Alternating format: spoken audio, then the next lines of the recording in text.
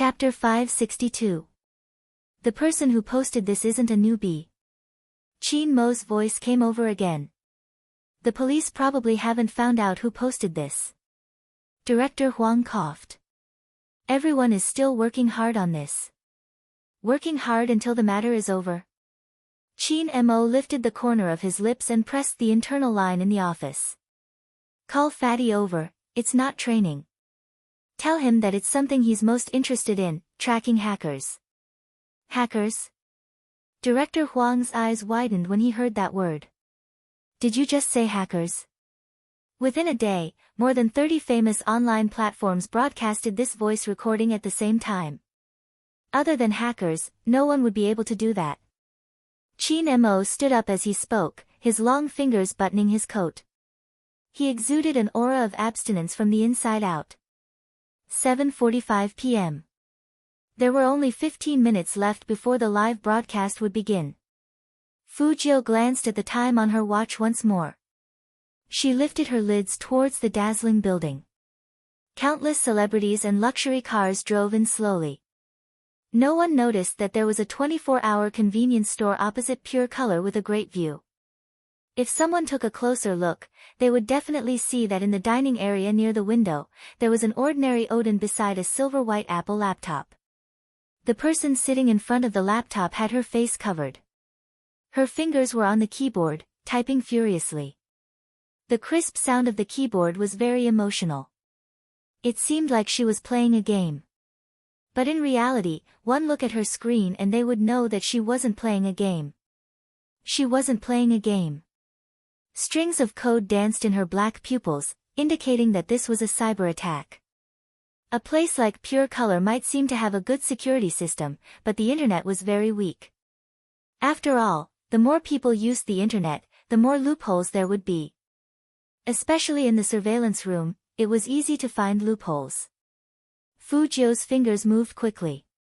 In less than 3 minutes, the virus was implanted into the system. Of course, she needed to continue the activation of the virus. The laptop couldn't be carried around. But the tablet could. The laptop would be the host and would be left here to conduct the live broadcast. After Fu Jiu was done, she stood up and ordered another order of Odin. She also asked the cashier where the washroom was. The goal was to give the impression that she hadn't left, to keep the cashier from touching her notebook. The cashier felt that Fu Jiu looked familiar, but that was all. It was probably because Fu Jiu was too beautiful, especially when she smiled. Her eyes were like crescent moons. Bathroom? The bathroom is just behind here. Turn left after you go out. Thank you. Fu Jiu curled her lips again.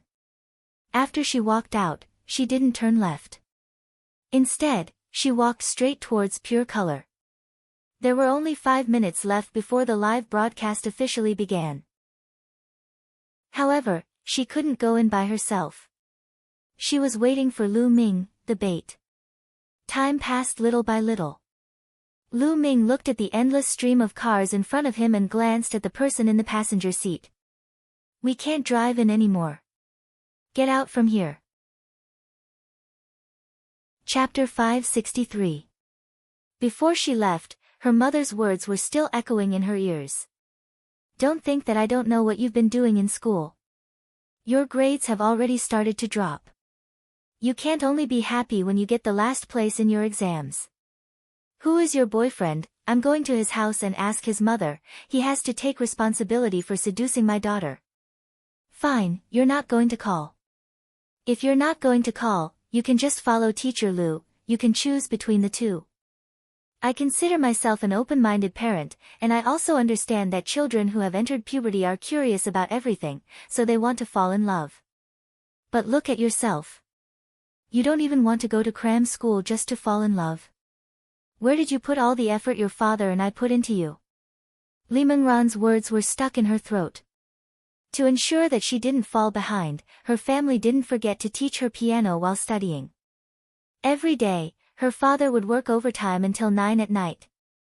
Almost the entire family's efforts were spent on her. The best products to nourish her brain, the best one-to-one English lessons and the best dressing. It was all for her to enter a good university in a stable state. At times, this stubbornness seemed to seep into her bones.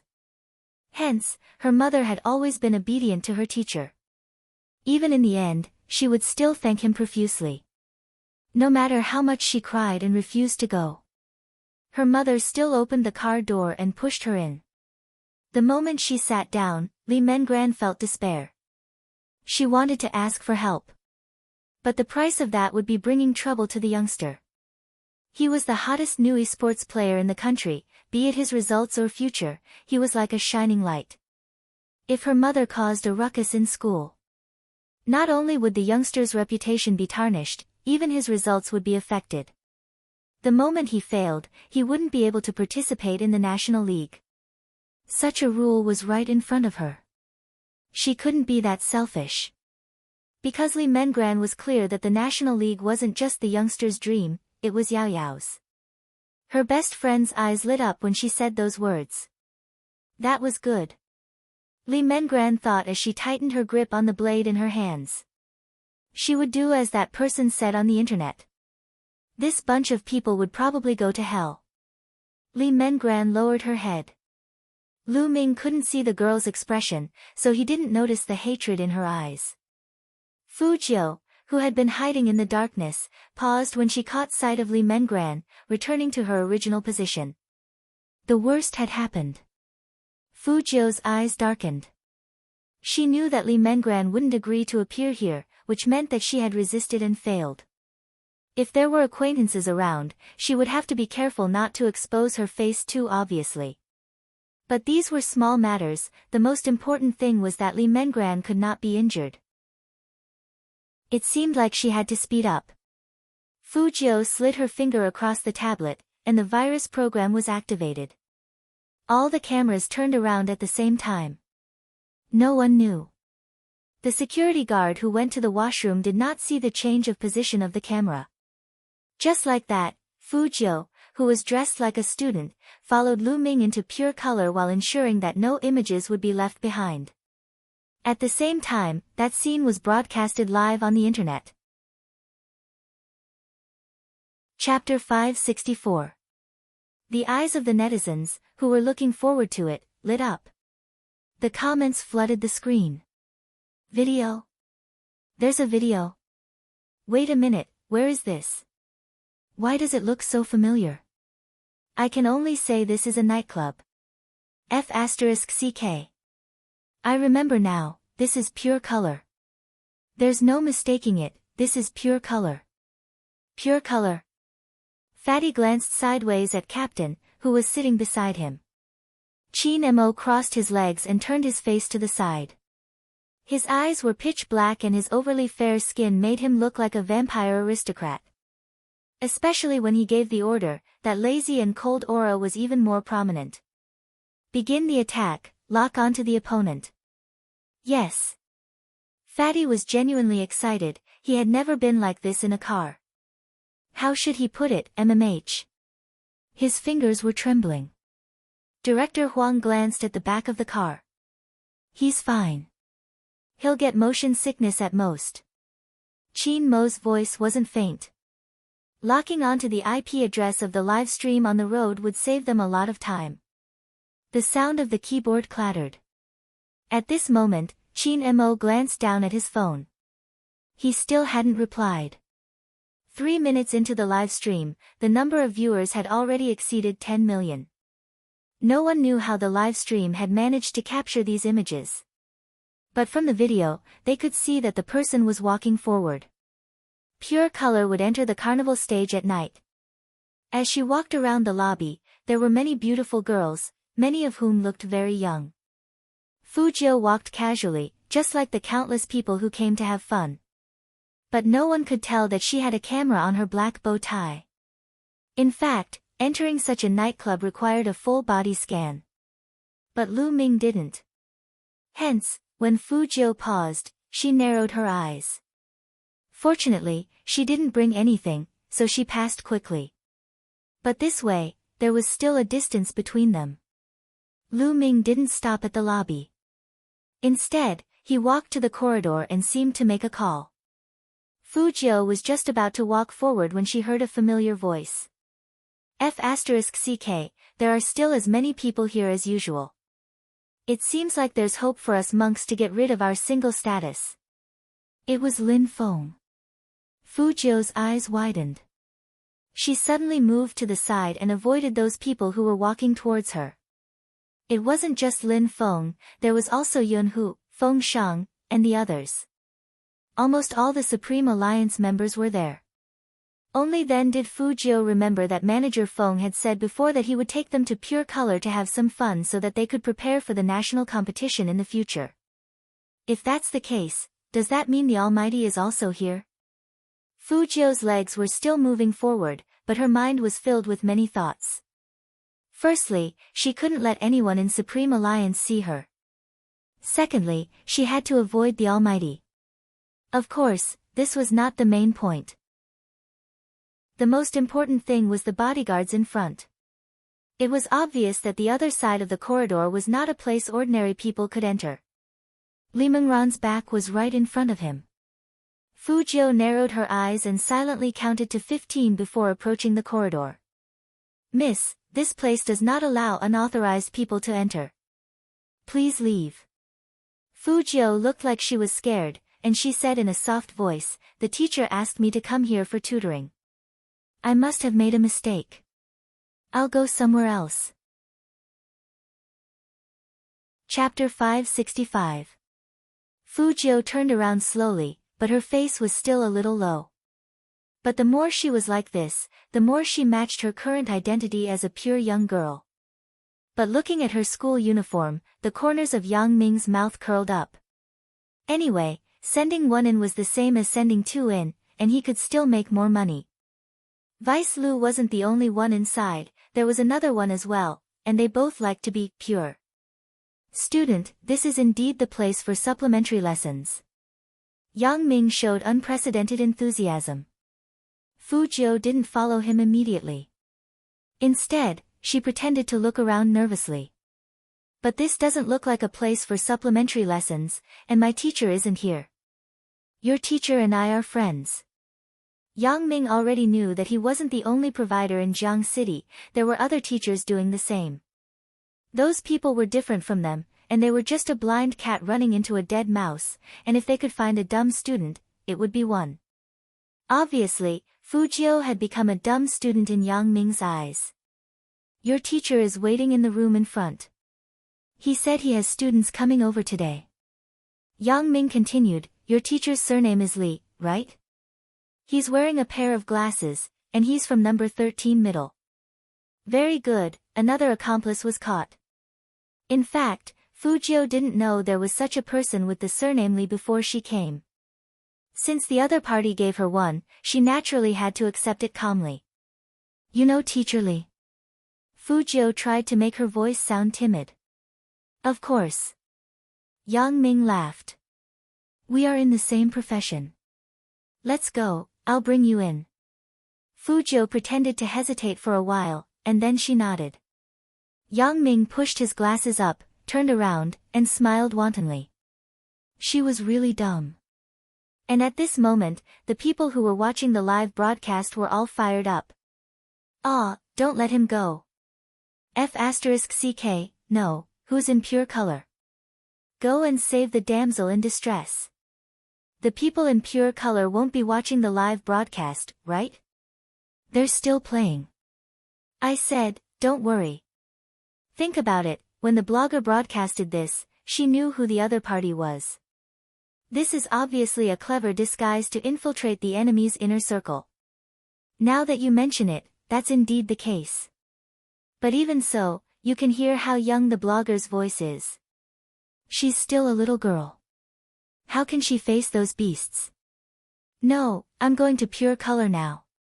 Not only could the netizens watch the live stream, but Qin Mo could as well. Then, he seemed to have thought of something, his lips curved up. "Very smart." "What's very smart?" Director Huang was still anxious. "Why is there such a traffic jam? Police officers near Pure Color, go in immediately. If you don't have a search warrant, you can get one later." Who are you afraid of stopping you? The Jiang family? Director Huang tilted his head to look at the person beside him when he heard the surname. Qin Mo's voice was calm. Let them explain the situation and enter. The Jiangs aren't people who only look at benefits. Director Huang nodded, wiping his sweat. With such a huge incident, his heart was about to stop. By the way, what did you just say about being smart?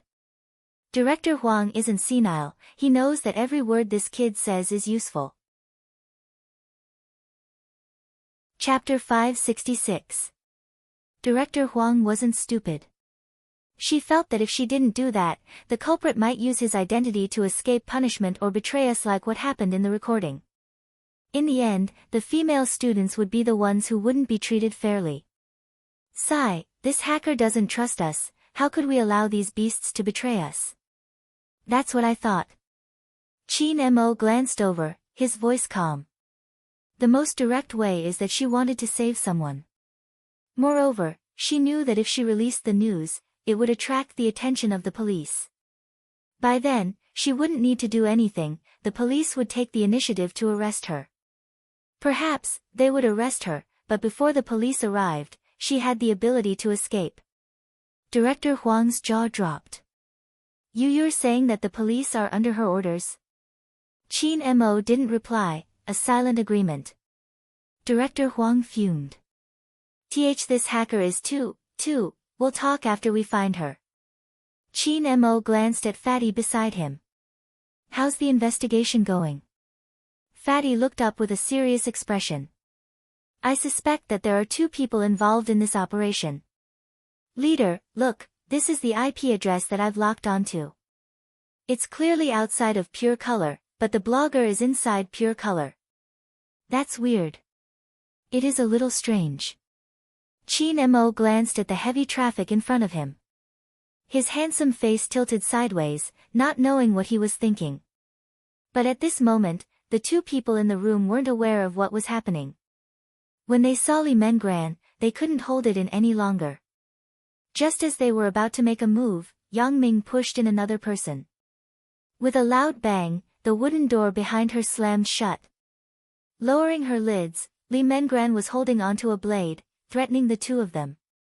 If you come any closer, I'll kill you. Old Lu, deal with that one, I want to have a good talk with my little beauty. The older one pounced towards Fujio with a lecherous expression. What these 2 people didn't know was that their current state had been completely displayed on the live streaming platform. Outside Pure Color. Qin Mo opened the car door, walking out. He scanned the surroundings, glancing past the convenience store before returning, his deep gaze dimming. Director Huang, you guys head in first, I'll take a look at the opposite side.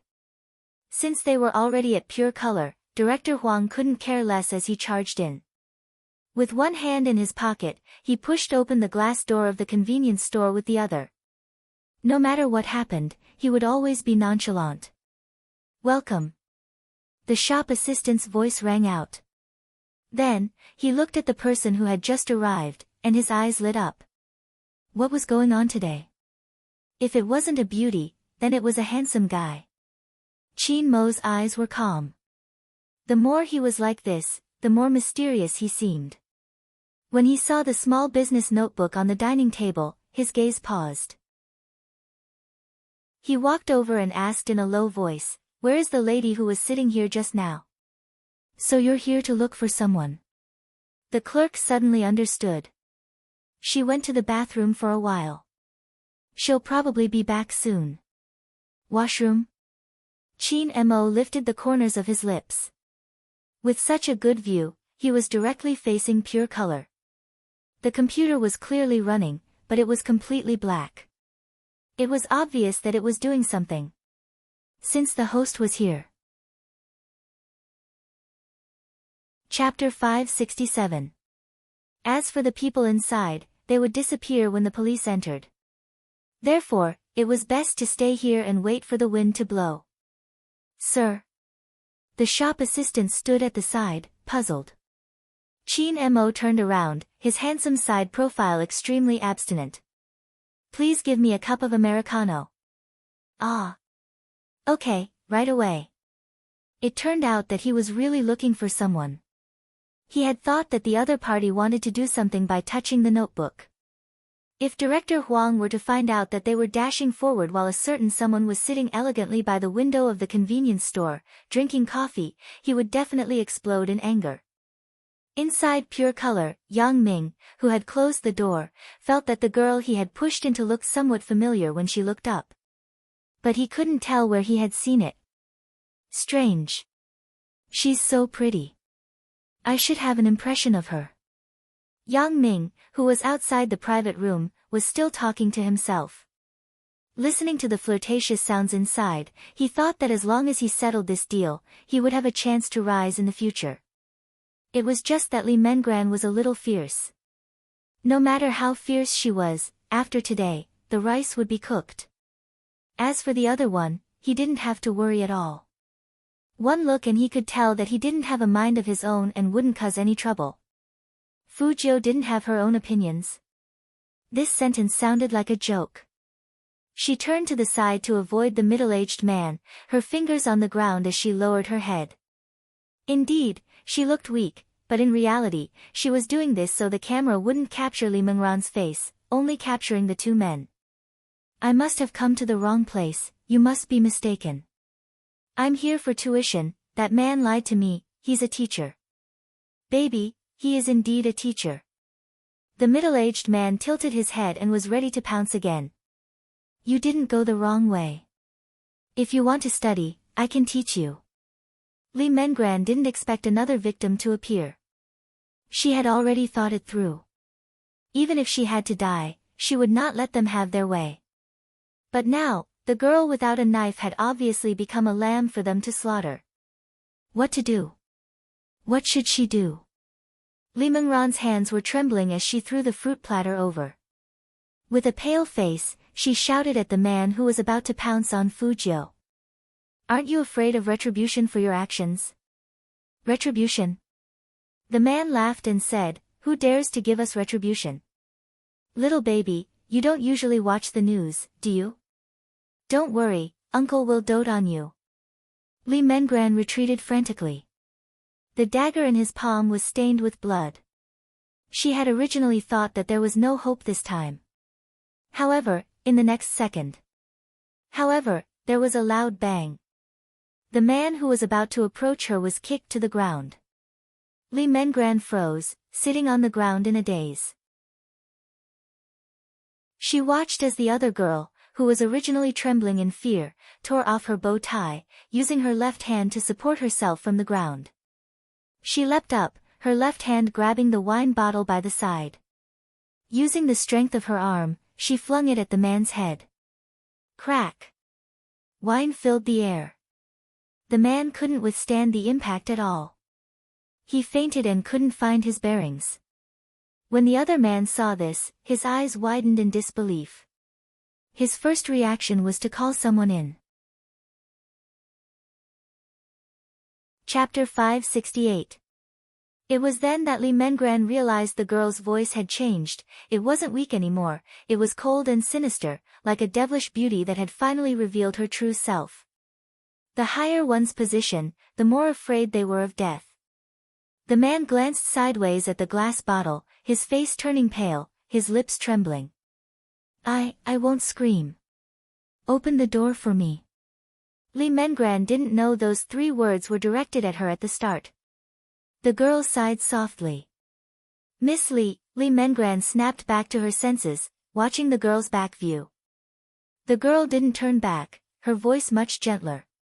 Do you still have the strength to move? MMH. Li Mengran saw the man lying on the floor, seemingly about to wake up. She immediately stood up, her fingers fiddling with the door lock, hoping that she could move faster. Ka-cha! The door finally opened. Li Mengran turned, her eyes glistening as she looked at the person standing with her back facing the light. The girl didn't lift her lids, only saying, Go out first, the police should be here, you'll be fine. What about you? Li Mengran's heart was still trembling. The girl replied calmly, I'll cover the rear. Li Mengran could only nod, but the moment she stepped out of the wooden door, she heard a loud crack behind her. Why? Lee Mengran was in a daze. She was worried about the girl behind the door. Her first reaction was to call the police. At this time, Yang Ming, who was standing at the other end of the corridor, was still smoking happily. However, he suddenly saw a large wave of police officers walking straight towards him. The bodyguard beside him blocked them, speaking to the police. Deputy Liu and Chief Zhang are inside. Even if you have a mission, wait for their meeting. Don't you know where you are, coming here to investigate? Yang Ming took a puff, his eyes devoid of fear. With the two of them around, even if the police arrived, it wouldn't be of much use. Wasn't it the same in the past? Someone had reported them. It was just a gesture of sending the police. However, this time, Yang Ming was wrong. Director Huang took a step forward, his voice heavy. Meeting? I think it's more like a crime. Investigate, no matter who it is, bring them back to the station first. You. The two bodyguards still wanted to say something. In the next second, he was pressed to the ground by four men who had their arms folded. Yang Ming was dumbfounded with the cigarette in his mouth. This is the teacher who brought them in. Fatty held the notebook in one hand and pointed at Yang Ming with the other. When Yang Ming heard this, his face turned pale. The police moved too quickly. It was so fast that Yang Ming didn't even know how their secret transaction was discovered. Lee Mengran ran over, tears in her eyes. Hurry, she's still inside, that girl is still inside. Director Huang and Fatty exchanged glances, gesturing for the manager to open the door. This is locked. The manager was sweating profusely. Director Huang couldn't care less. Kick the door down. The two policemen looked at each other, and with two thuds, a loud clang was heard. The door opened. There were lights on inside. Chapter 569. Do. The notebook in Fatty's hand emitted a sound, indicating that he had locked onto his target. He followed the sound and saw a black bow tie sitting quietly on the coffee table. That kind of bow tie was very common, but because of its position, it was very strange. Fatty extended his hand and touched the item inside. A look of great interest appeared on his face.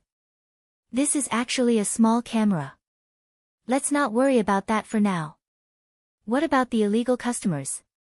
Director Huang wants to arrest them as well, otherwise, he wouldn't be able to explain himself when he closes the case. Fatty pointed at the tablet. It's the tablet behind the bow tie. As for where the person is, you'll have to ask those two beasts. Deputy Liu and Chief Zhang's mouths were gagged as they stared upwards. Director Huang reached out to remove their ties. Where are they? Why are you guys so slow? Deputy Liu's face darkened. The criminal has already escaped, and someone broke in to threaten us. He even did such a despicable thing. Is this the police's ability to handle cases? Chief Zhang's gaze was stern. Bring our clothes over first. I think the two of you are mistaken. Fatty pursed his lips and said, we are here to arrest you, not some other criminal. Director Huang had wanted to ask about the hacker's whereabouts, but who knew that the two scum would only berate the police's ability. Now that he had missed the best opportunity, he could only turn to ask Lee Mengran, is the girl really in this room? Lee Mengran looked at the scene in a daze. Before she came out, that person was still there, in front of the computer. Countless netizens looked at the scene in front of them. The screen went black for 3 minutes. But no one left. Then, the scene showed the police rushing in. This was much more exciting than watching a movie. Of course, when he saw that the two of them wanted to refute him again. The comments once again swept through the entire live streaming platform. I won't say anything else. I request the higher-ups to investigate such a person. If these two people are not sentenced, I will never believe in the saying that good people will be rewarded and bad people will be punished. Don't forget that he has an identity. So what if you have an identity? Let the relevant departments see the power of the masses. I say, do you guys have nothing better to do? What does that have to do with you? Maybe that girl did it willingly. The blogger is also interesting. Why do you care about other people's privacy? Trash, get lost. Did you watch the live broadcast? Don't spout nonsense. That child is risking her life with a knife. I don't care what others do, but I'm a mother. This kind of teacher and deputy chief has to be dealt with. I'm not a noble person, but at the very least, I don't want my daughter to experience such a thing. It's the same for me. Although I'm not married yet, as a woman, I want to ask, on what basis can you say that the woman was willing when such a thing happened? Is this the focus now? Shouldn't those bastards be punished? Being despicable is always the passport of the despicable. Seeing the words of the person who scolded me, I just want to say one thing. You are the same as those bastards. Where's the blogger? Where's the blogger? What's next? We have to see the fate of these two beasts with our own eyes before we can sleep well. Chapter 570. Director Huang facepalmed. That's right, the ceiling. But how were they going to get up? Director Huang lifted his lids to look above him. Qin Mo frowned, as though he was disgusted by the coffee. Forget it if you can't get up. Are you doubting my ability again? Brat. I'll climb up for you to see. Wait, where are you? How do you know about our situation? Director Huang had so many questions that Qin Mo wasn't interested in answering. He hung up the phone, his other hand supporting his face, his fingertips tapping on the table as he narrowed his eyes. Come on. Let me see who you are. In pure color, the guests on the dance floor didn't know what was happening when a wave of police officers barged in. Then they started knocking on the ceiling, creating a chaotic scene. Fatty was also holding a notebook in his hand. His appearance was very eye-catching. Hence, Lin Feng spotted him from afar, rushing over to pat his shoulder. Fatty, didn't Captain ask for you? Why are you here? It's a long story. Fatty liked to imitate ancient people. It's about Yun, who didn't wait for his long speech. His gaze deepened. Did Captain come along? Ah, that's right. Fatty hollered. Captain is waiting for my report at the supermarket opposite. Lin Feng arched a brow. The supermarket opposite? Let's go, we can't continue with the current situation, let's go see Captain. But that's weird, didn't Captain say he wasn't coming? It wasn't easy for the Supreme Alliance members to leave because there were still police checking their IDs. And at this moment, at the corner of the first floor of Pure Color, there was a commotion. Those who didn't know better would think it was a mouse. But if they listened carefully, they would realize the commotion was coming from the ceiling. After commotion, a person jumped down from the air vent. It wasn't anyone else but Fujio. She was still in her white shirt and school uniform, her messy hair accentuating her beauty. Phew, it's been a long time since I walked through such a tunnel, it's so stuffy. Fujio reached out and brushed her sleeves, but when she glanced sideways, she saw a few policemen checking the other vents. Needless to say, they were definitely here to investigate her. Fujio frowned, turned around quickly, and walked to the elevator. They actually guessed that I would come out from the vent. I didn't expect the Jiangqing police to be so smart. Fujio didn't say what she was thinking. She was glad that she was fast enough to escape before the police started investigating. Right now, she was just like an ordinary customer. She was familiar with the procedure, so she knew that the police would be waiting at the main entrance, so she wasn't in a hurry to leave. Instead, she stayed in the elevator and went straight to the parking lot in the basement. There was already a skateboard in the parking lot. Fujio used her long and slender left leg to support herself, and just like that, under the cover of darkness, no one noticed. More and more police cars arrived at the scene. Other than the first time, there were also the media and the masses attracted by the live broadcast. Pure Color had never had a day like today. There were people both inside and outside. The car was stuck in a traffic jam. Chapter 571. The crowd didn't seem to be afraid of the cold as they stood outside. The smog created a majestic scene. Undoubtedly, such a scene was beneficial for her escape. Fujio smiled, sliding the skateboard into the bushes. She stuffed her hands into the pockets of her jacket and glanced at the 24-hour convenience store across the street. Then, she strolled over. Even if the police passed by her, they wouldn't suspect a person who went shopping. Director Huang wouldn't have expected that while they were still searching, the culprit had already left Pure Color. In the end, Director Huang had no choice but to call a certain someone. The people below said there was nothing at the air vent. I've searched the entire first floor and didn't find anyone suspicious. Qin Mo held onto his phone, his voice indifferent. Also, you wouldn't be able to find anything if you searched the first floor. The culprit would have used the underground car park, it's convenient for concealment and entry. Director Huang gritted his teeth. Why didn't you tell me earlier? I'm in a bad mood because you didn't do anything for me. Qin Mo's fingers paused, his tone still indifferent. I have something to do, I'm hanging up. Something? Other than the case, what else could he be busy with? Could it be that the kid had discovered something? Director Huang had to admit that he had quick reflexes in certain areas. Qin Mo had indeed discovered something.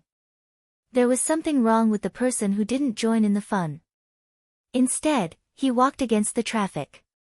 Qin Mo raised his hand, keeping his silvery white phone before standing up.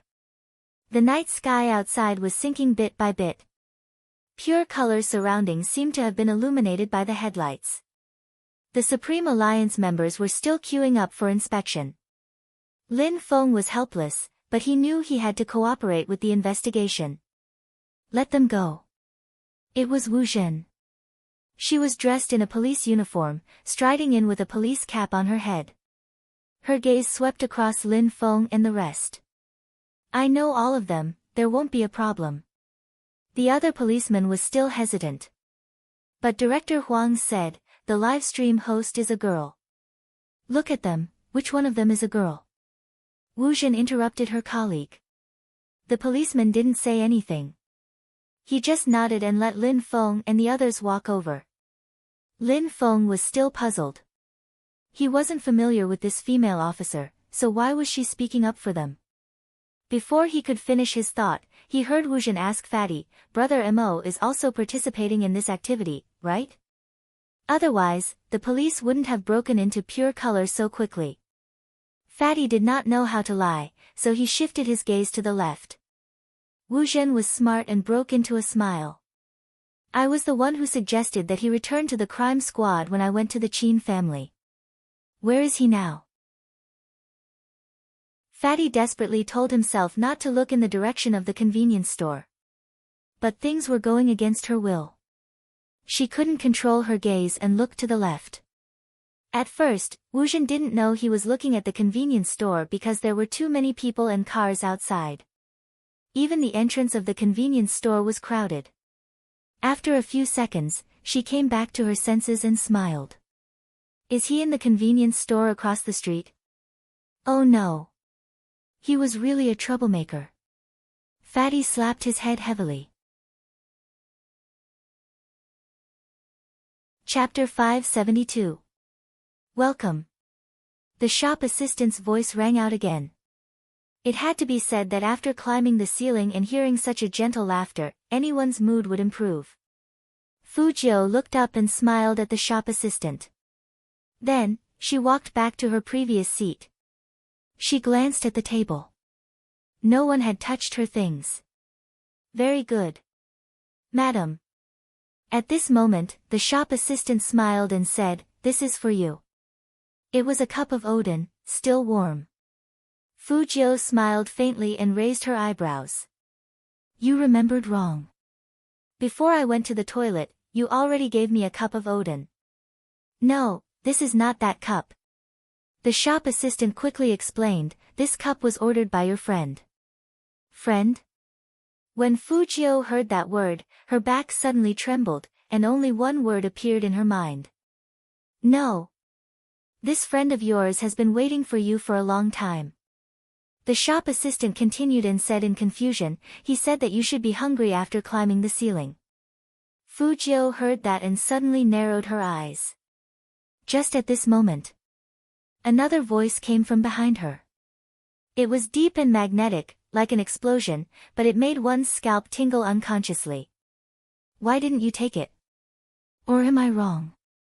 You don't like Odin?" Chin Mo was still holding the cup of coffee in his hand, but he deliberately stood in the position that was blocked by the snack cabinet. Now that he walked out, he looked at the back of the girl in front of him and said slowly, "Mr. Vlogger." There was no need to turn back. Fujio also knew who that person was. No wonder the police knew that she would come out from the vent. If all this was directed by the Almighty, then there was nothing more to say. Fujio heard the footsteps behind her getting closer and closer. Finally, she decided to strike first. "Brother Mo, it's me." Chin Mo's footsteps suddenly stopped. He looked at the most familiar face and the pair of dark eyes in front of him. The shards of light seemed to fall into the other person's eyes, which were so beautiful that nothing could compare with them. It was him. It was actually him. Actually, it wasn't that Chin Mo didn't think of the youngster. But more than that, he thought that this case was related to Z. Was it just an imitation? Chin Mo frowned a little. "Brother Mo," Fujio took another step forward and held Chin Mo's wrist with her left hand. "I'll explain to you later. It's fine if you want to hand me over to the police, but you have to remember to pay to bail me out." No matter who it was, they would not be able to bear being dragged by such a beautiful girl. Chin Mo had always believed that he would never feel pity. However, in the face of this guy, who was still saying that he could redeem him with money if he wanted to, Chin Mo started to have selfish motives. His fingers tightened as he looked at Fujio from head to toe. Under his deep gaze were his thin lips that were inches away from hers. A young man dressed in female clothing. Only when he thought of these 5 words, it was as if something was out of his control. His blood surged with an indescribable heat. What's more, the guy in front of him was looking at him with watery eyes. He had long black hair, a white shirt, and the skin on the side of his face was like a fine white jade. Because he had just climbed through the ceiling, there was a faint blush on his face. No matter how he looked at it, he looked like a fairy. Just then, the glass door rang again. Chapter 573. Lin Feng wasn't the only one who was stunned. Even the Supreme Alliance members behind him froze for a moment. Didn't Captain have something important to do here? Was this what Captain was talking about? Most importantly, Captain had never had a woman by his side. Lin Feng pushed White Tiger. White Tiger's face showed that he didn't know either. Wu Zhen was the last to enter. When she saw the scene in the convenience store, her smiling face couldn't help but sink. "Brother Mo, what are you doing? Did you catch the suspect?" Fujio heard the commotion behind her and knew that many people had entered. In such a situation, if the Almighty was determined to expose her, she could only follow the police and think of a plan later. But before she could say anything, her left wrist was pulled back. Then, the familiar sandalwood scent of a man greeted her. Chin Mo didn't look at anyone. He put one hand on the bar table behind Fujio, and his whole body bent down. He didn't even care about the shock in her eyes as he kissed her deeply. That side profile was elegant and handsome. Through the convenience store's window, it was like admiring a romantic and aesthetically pleasing poster. Outside, the police sirens were still ringing. Fujio couldn't concentrate anymore. Behind her was the vast night sky. Other than the gasps around her, there was also the sirens outside. Her beating heart and his cold lips intertwined. That kind of kiss seemed to belong to him. It was domineering, strong, irresistible, and extremely long-lasting.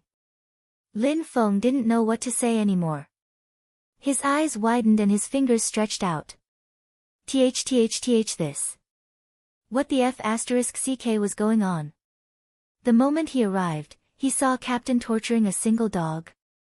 Yun who didn't come back to his senses either. In fact, no one expected Qin Mo to do such a thing. Only the Almighty would respect someone who lowered his head and kissed like there was no one else around. Wu Zhen's eyes were red, filled with endless jealousy. Fatty was still holding the laptop in his hands. He was in a daze. No, wait a minute, didn't Captain tell him to separate and lock onto the target? The scene in front of him made him dizzy. Fu Jiu was the one who was really dizzy. It was as if all the breath in her mouth had been stolen by the other party. Apart from the pleasant tobacco fragrance on the man's body, there was nothing else in her nostrils. His heart was beating faster because of the lack of oxygen. His fingers were kissed until the last bit of strength left his fingers. Only then did Qin Mo let go of the person in front of him. With both hands behind Fujio, he tilted his head slightly to the left and asked the person, "What's the matter?" Two very indifferent words. That low and deep voice, probably because of the kiss just now, still had a mesmerizing magnetism. He had a handsome side profile, deep eyes, and a matter-of-fact attitude. This made it hard for this group of people to reply. In the end, it was Lin Feng who was brave enough to jump forward and say, "Fatty said that you're waiting for him here. He has business to attend to." The others nodded, their gazes landing on Qin Mo's face. However, Qin Mo was very calm. He asked in a faint voice, "Isn't a date important?" "A date? Damn it. They must have misheard. Why would the captain go on a date with anyone?" At this moment, Lin Feng was even more curious about this girl, who hadn't spoken yet. Chapter 574. Unexpectedly, Qin Mo was one step ahead of her. He reached out and pressed the back of her head, pressing her into his chest, burying her face in his embrace. That hug was filled with domineering indifference. He glanced over with an extremely cold gaze. "What? Are you here to disturb my date? How dare he?" Lin Feng wished he hadn't stuck his head out just now. He smiled and said, "Captain, you can continue. Just pretend that we don't exist." The tip of Fujio's nose was pressed tightly against the man's chest. Underneath the windbreaker was a pure white cotton shirt. Her face was pressed against it, and she could feel the temperature under the shirt. She originally thought that such a person's body temperature was on the cold side, and it wouldn't be comfortable to hug him. After experiencing it twice, Fujio didn't think that way anymore. The Almighty's moderate body temperature and the tobacco scent on his body made it suitable to be brought home. The corners of his mouth curled up unconsciously.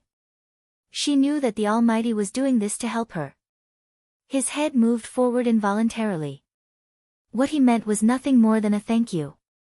At this moment, the Almighty turned his head and pressed his thin lips against her ear. His voice was very deep. "If you don't want others to see you cross-dressing, be good." It seemed like the Almighty didn't receive her gratitude at all. But this time, the Almighty had sacrificed a lot. If he hadn't said the word acting in advance, Fujio would have struggled out of the kiss. That uncontrollable numbness not only affected her thoughts, but it also drained her of all her energy. Fujio didn't know what to say. In the end, why did he have to kiss her? Hugging her was fine too. If it wasn't for the thing on her back, she might not even have been able to stand. Even now, her heartbeat had yet to return to normal. Also, what did Lin Feng mean by that? Continue watching her and the Almighty? She couldn't always be in this position with the Almighty, right? She reached out and tugged on Qin Mo's sleeve, lowering her voice. "Brother Mo, let them go." Qin Mo held the back of Fujio's head, the corner of his lips curling up. In a voice that only the two of them could hear, he said, "It depends on your performance." What did he mean by watching her performance?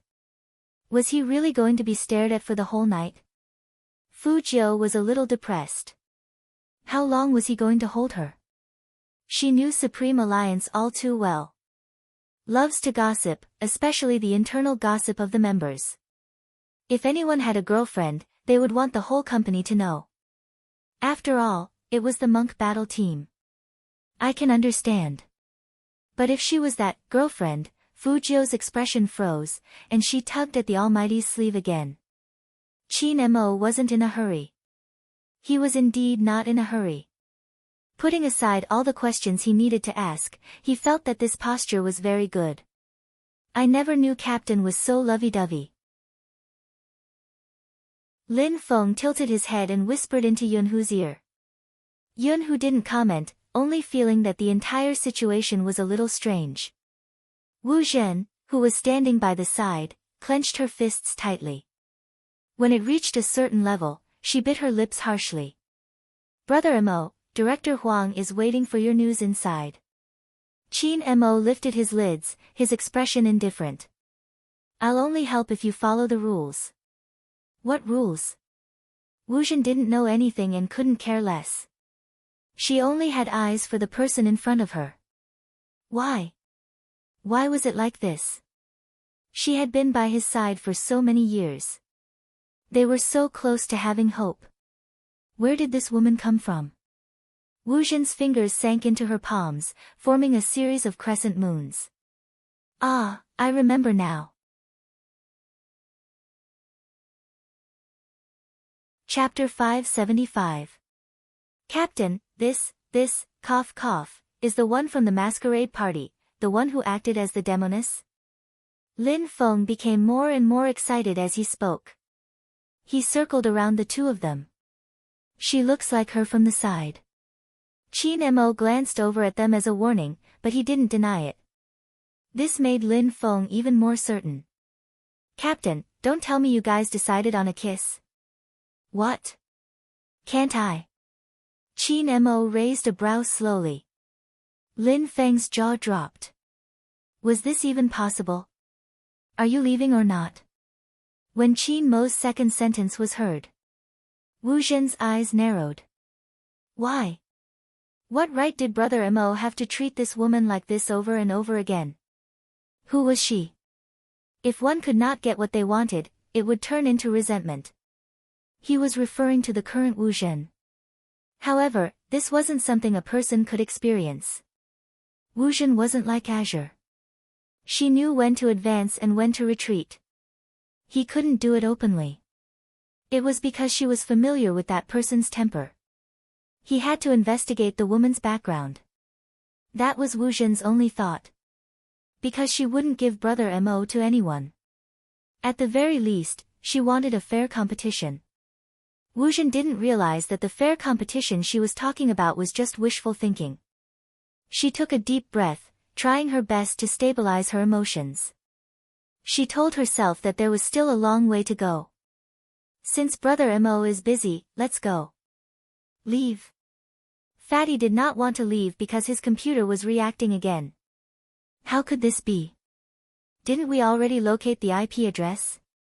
It was that black bow tie. Why was there a red web-like reminder on the screen now? The warning was silent. But one look at Fatty's expression and Qin Mo knew what he wanted to say. His voice became even colder. If you don't go out, do you want to stay and be a vegetarian for the rest of the week? Or do you want to practice your hand speed 24 hours a day?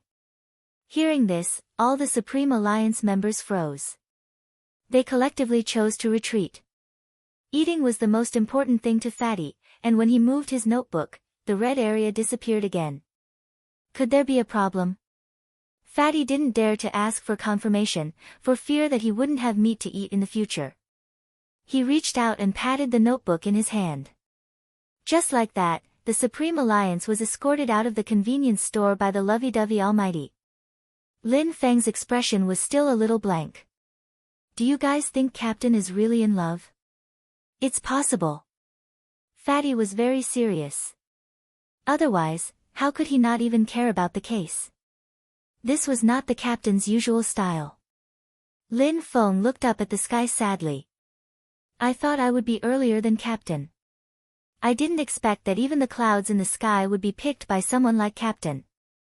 I'm a down-to-earth sunflower, so why haven't there been any girls asking about me? Yunhu glanced at him.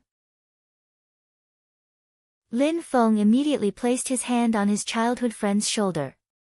Fortunately, Little Spade has a girlfriend. Otherwise, if he came with us to Pure Color, he would be so sad to see Captain kissing someone like that.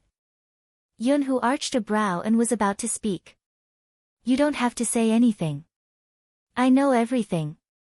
Lin Feng cut him off in a deep voice. I've never seen someone as emotional as Little Spade.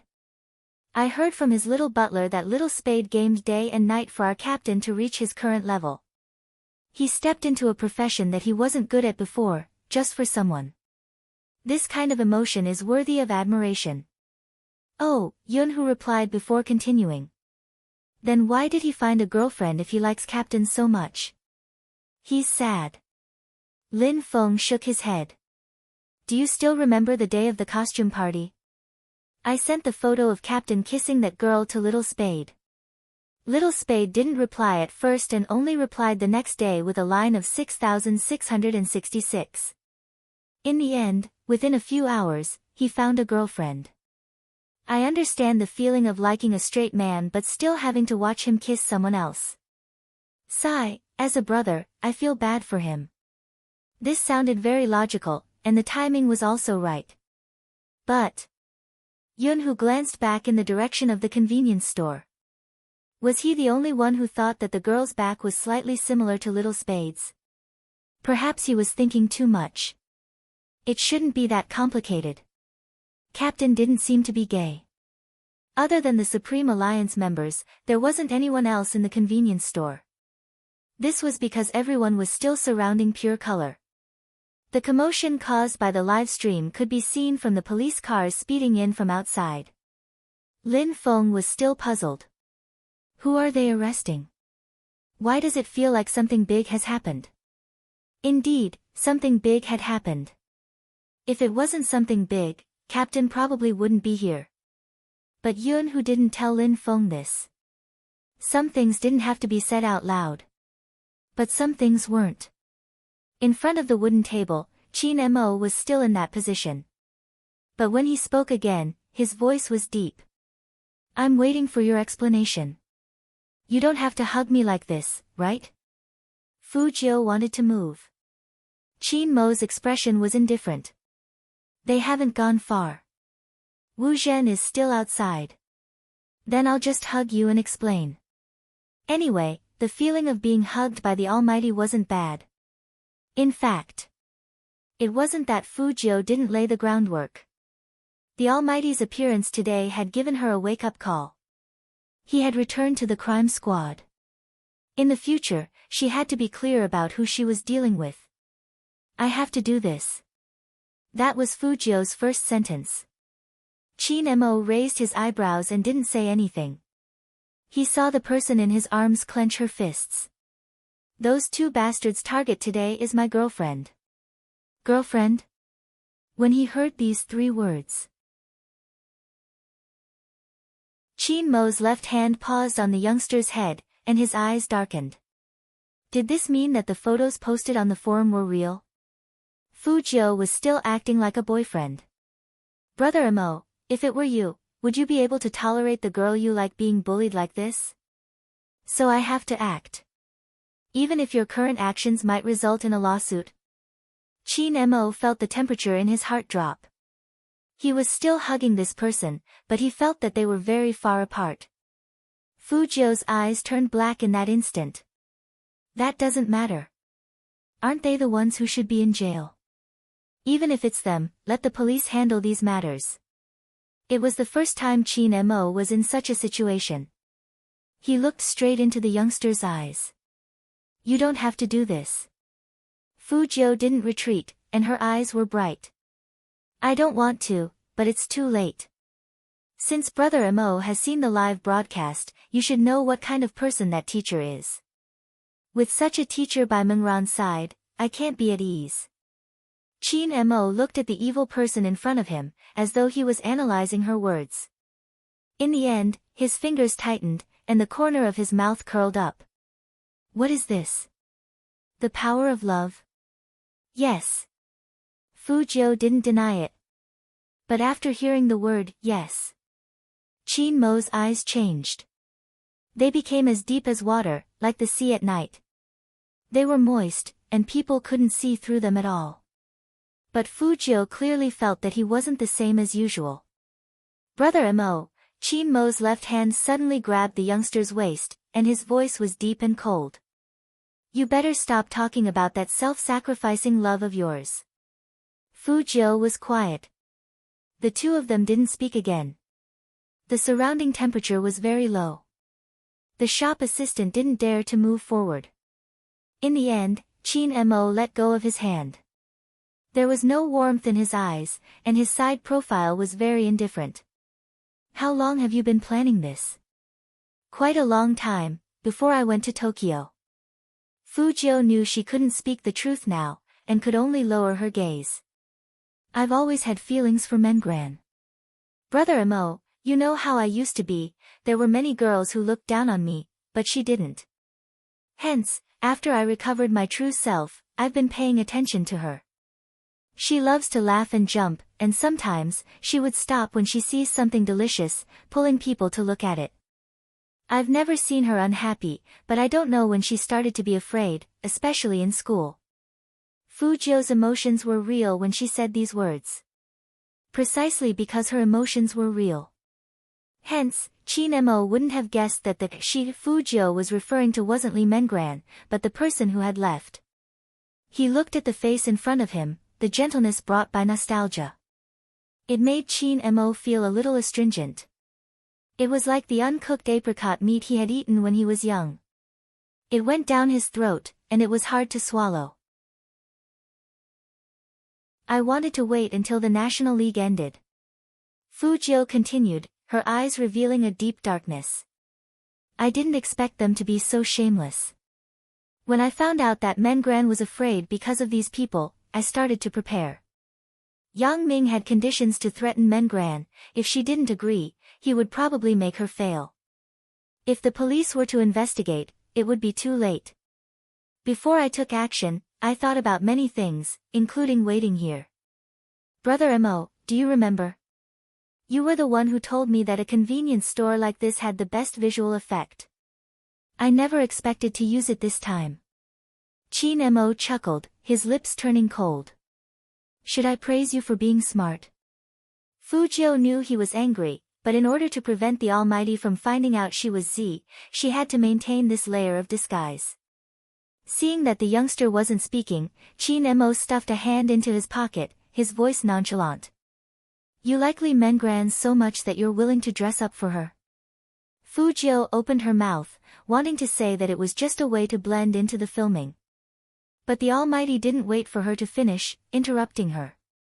Fu Jiu, for a girl, you're willing to forsake your own principles, am I right? This was the first time the Almighty had called her by her full name. Fu Jiu lifted her head, looking at the man. Qin Mo took out a lighter and a cigarette. He tilted his head and lit one. His deep features were shrouded in smoke, giving off an indescribable feeling. His reflection on the glass window seemed to be cold and desolate at the same time. Chapter 576. Fu Jiu wanted to say that she had never given up on her principles. But at this time, the more he said, the more mistakes he would make. He could only remain silent. Too much time had passed. It was so long that she thought she would definitely be handed over to the police. Qin Mo spoke again, his voice cold. If you don't want anyone to know about this, break up with your girlfriend. Fu Jiu looked up, her thin lips slightly open. It's obvious that her existence isn't beneficial to you. Qin Mo didn't give Fu Jiu a chance to speak. He walked towards the youngster, and his eyes darkened. It's not good for the National League. Think carefully about what's important. After Qin Mo said this, his tone softened. Come home with me now. A closed environment is better for your thinking. Fujio raised her eyebrows. Was the Almighty planning to take care of her personally? Not letting her go home, not handing her over to the police. He probably still had some doubts. But going back with the Almighty at this hour meant that she would have to sleep in his house. Fujio paused. She knew that it wasn't wise to reject him now. Fortunately, she was wearing women's clothing this time and had bandages wrapped around her chest. Otherwise, the Almighty would be suspicious of her identity from that brief encounter just now. Fujio was very clear that what she needed to do now was to maintain a newbie's attitude. She could have hacking skills, but she couldn't use them to do these things. She had to act naive. Hence, she basically followed him wherever he asked her to go. The man next to her was driving at a much faster speed than before. From the rearview mirror, he could still see the police car speeding past. It seemed like the Almighty really didn't want to hand her over to the police. But this time, the Almighty didn't bring her to the place she was familiar with. Brother Mo, what's this? Fujio looked up at the duplex buildings in front of her. Chin Mo pressed the car key, his gaze deep. My own place. No, Brother Mo, you didn't find such a desolate place to lock me up, did you? Fujio said this, but she put her arm directly on Chin Mo's shoulder. She had a handsome and evil smile on her face, and she didn't seem to be unfamiliar at all. Chin Mo tilted his head and smiled faintly. What do you think? Fujio, oh no, it was really possible. It was too late to escape now. Go in. Chin Mo pressed his fingers on Fujio's back and pushed her forward. He didn't use much strength, but it gave off an invisible sense of danger. Fujio's eyes couldn't adapt to the darkness. It's so dark. Chin Mo looked at the person in front of him and suddenly bent down. Fujio's breathing quickened, and her eyes unconsciously fell on the Almighty's thin lips. Just turning on the lights.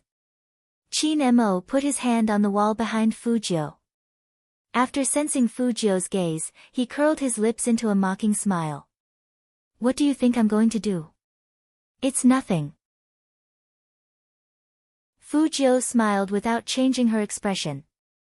She looked at the handsome face in front of her that was exposed under the light without changing her expression. He was very close to her, and his breath was a little disturbing. Did she get kissing syndrome? When the Almighty lowered his head, she thought.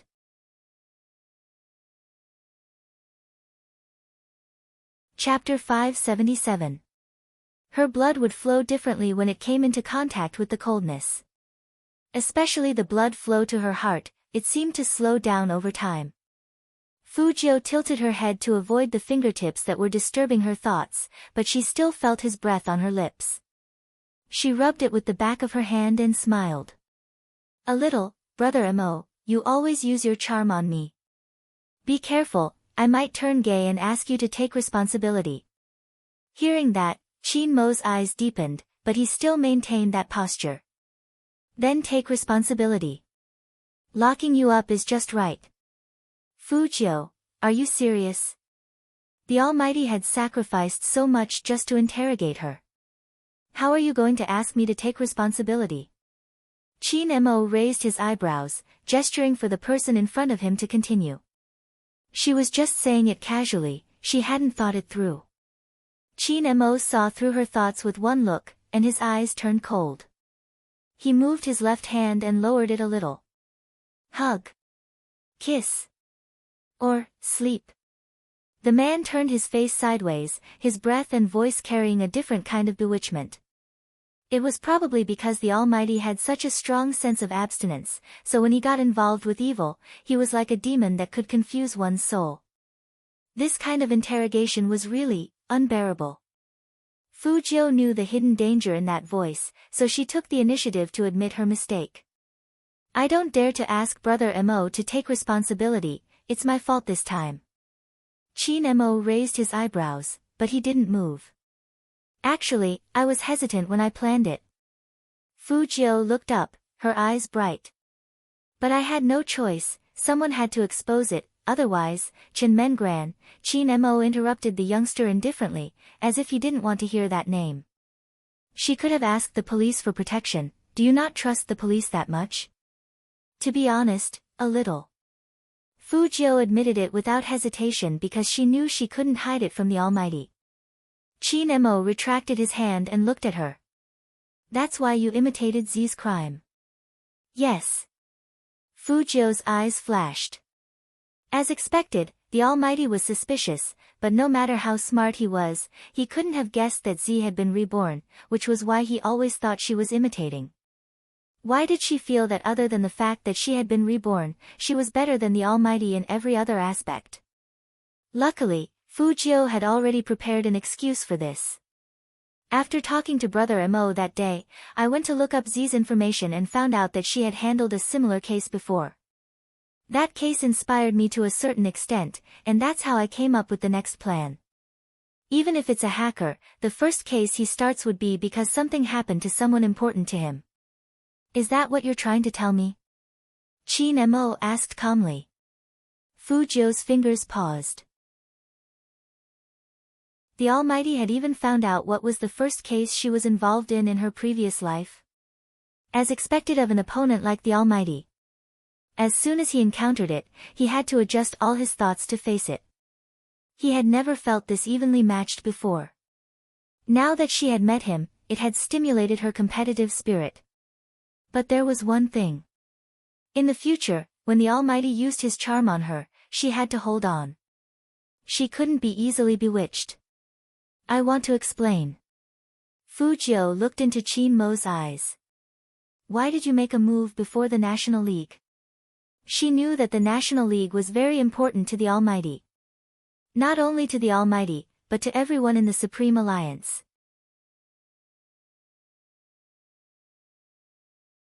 Chapter 578.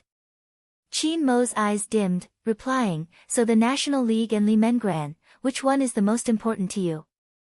It was a multiple-choice question. Fu Jiu couldn't figure out the thoughts of people in love.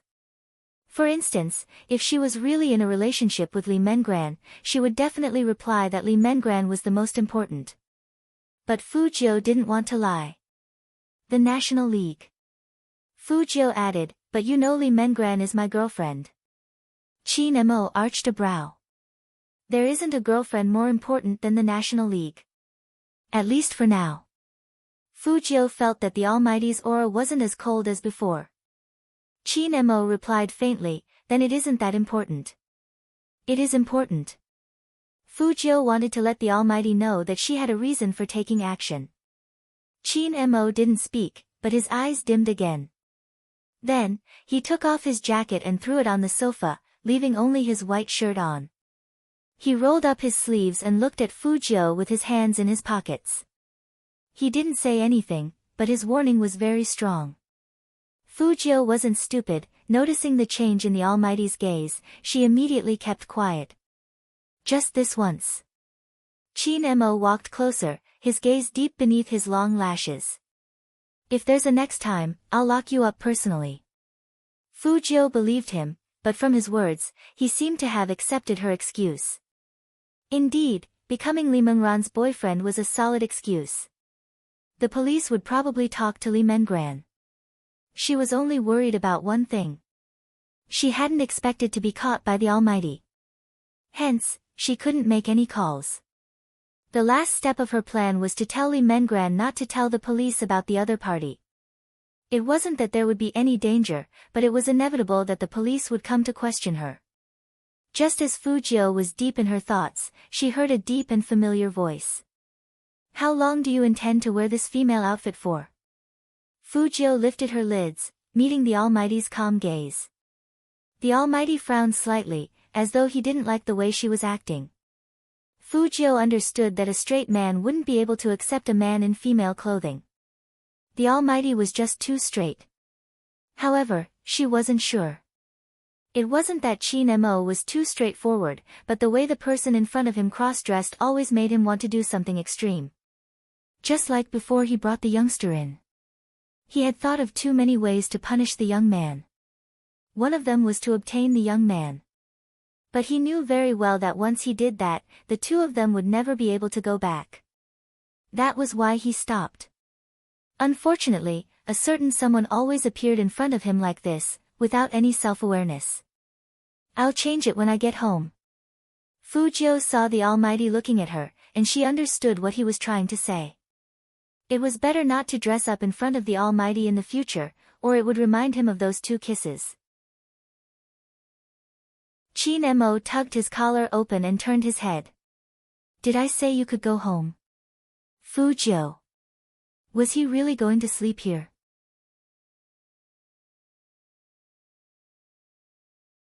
Chapter 579. Fujio took off the sweater that was covering her eyes and didn't say anything.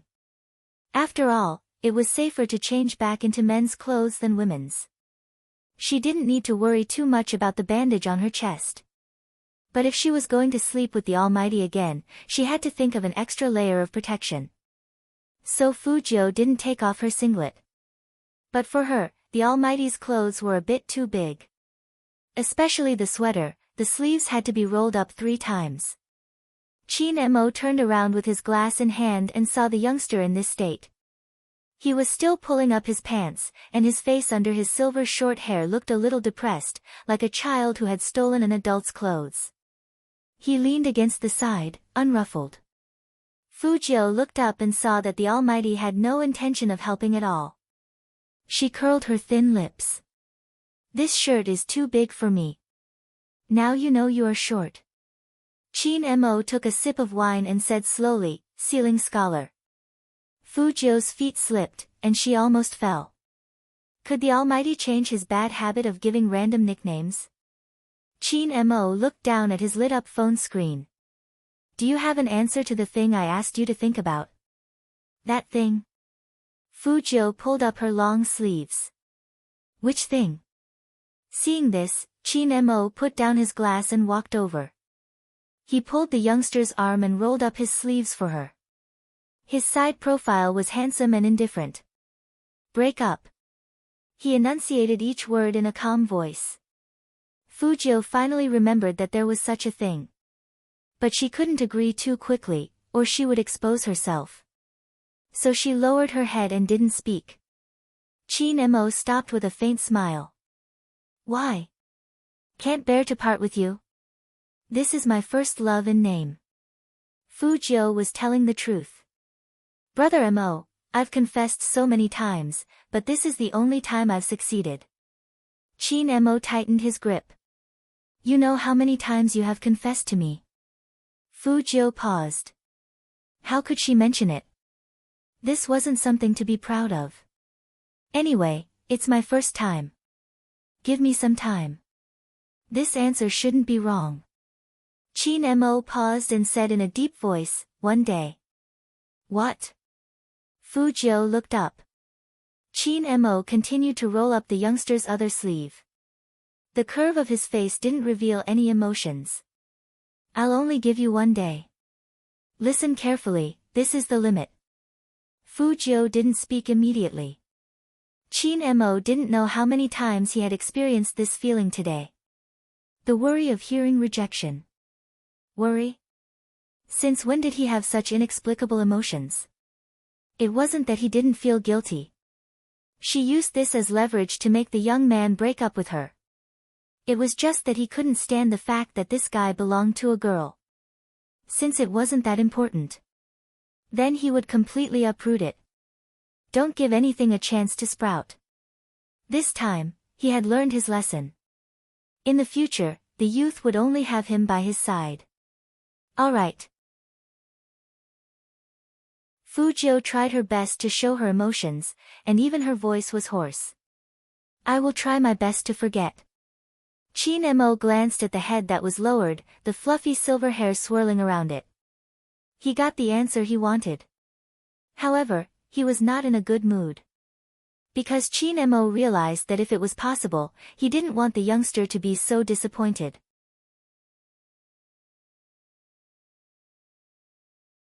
Chapter 580. I want to be alone. Fujio continued to pretend. Go home and think about how to ask Mengran tomorrow. After all, I'm the one who wants to be with you. As soon as the words left her mouth, the temperature in the room was a bit low. Qin Mo didn't say anything. Just when Fu Jiu thought she had gotten his consent, she turned to leave. Qin Mo reached out his hand and pressed it against the door frame, blocking Fu Jiu's way. He bent his back and lowered his head to get close to her face. A warm breath fell on Fu Jiu's ear again, and she felt an indescribable numbness. I said I'm tired today. Qin Mo paused, and his tone carried a trace of indecipherable emotion. Is it that bad? Of course, Fu Jiu nodded. A little. Then drink some wine. Qin Mo pulled the youngster back. I'll stay with you. Fu Jiu felt that she was one step behind again. She never thought that the Almighty would remember that he was her brother at this time. Anyway, she couldn't leave this time. The two of them opened a bottle of red wine. Fu Jiu didn't drink much. The most important thing was to stay sober. Indeed, there was only one room here. The Almighty didn't even give her a chance to say that she wanted to sleep on the sofa. His eyes were indifferent. You don't dare to sleep with me. What are you afraid of? Brother Mo, why do I feel that you are going to watch me 24 hours a day? Fu Jiu wasn't stupid. The Almighty wasn't like this for no reason. Qin Mo tilted his head and lit a cigarette. Then he took out his phone, unlocked it, and threw it to the person in front of him. Fu Jiu looked at the message on the screen, and her eyes suddenly widened. There was only one line, no more, no less. Tomorrow at 8 in the morning, Z will take action. Fu Jiu raised her eyebrows. The Almighty still hadn't completely dispelled his suspicion towards her. Stay here tonight. Qin Mo looked up. I won't be watching you 24 hours a day. Fu Jiu smiled lightly. Okay, for my freedom in the future. This was indeed a chance to clear her name. But what did the person pretending to be her want to do? Fu Jiu knew that the Almighty wouldn't say more. It was already extra that he let her read the message. But sleeping in the same room, on the same bed, was different from before. When the lights were turned off and the room was plunged into darkness, Fu Jiu could still see the outline of her surroundings clearly through the moonlight. Fu Jiu couldn't fall asleep even though she was fully clothed. How should he put it? Kissing and not kissing were indeed different. Fu Jiu always felt that as soon as that familiar scent approached, the man's eyes when he kissed her lips would appear in her mind. It was very deep, like the sea. With this thought in mind, it was inevitable that he would want to retreat. His lips hadn't healed yet, so when the tip of his tongue slid across, he could feel a fine line on the wound. It's a little itchy. As Fu Jiu thought about it, she moved back a little. Suddenly, the lights turned on. A tall shadow flipped over and loomed over Fu Jiu's head. That oppressive sense of danger came again. The Almighty's breath was right above her, gently sprinkling down. Fu Jiu felt an indescribable dizziness for the first time. The Almighty was looking at her at such a close distance that when their eyes met, she felt a chill run down her spine. Fu Jiu had to face it head-on.